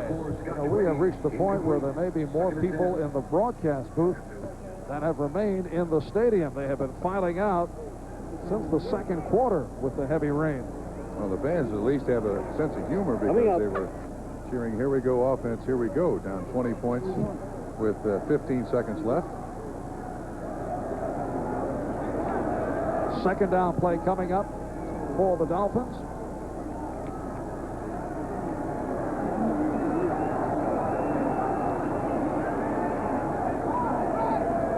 And Secules setting it up.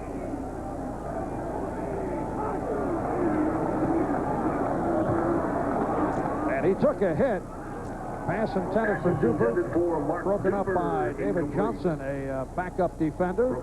Johnson, a rookie from Kentucky. 3rd and 10. And we are down to 9 seconds remaining. And Bob, I don't think there will be any traffic jams outside Joe Robbie Stadium.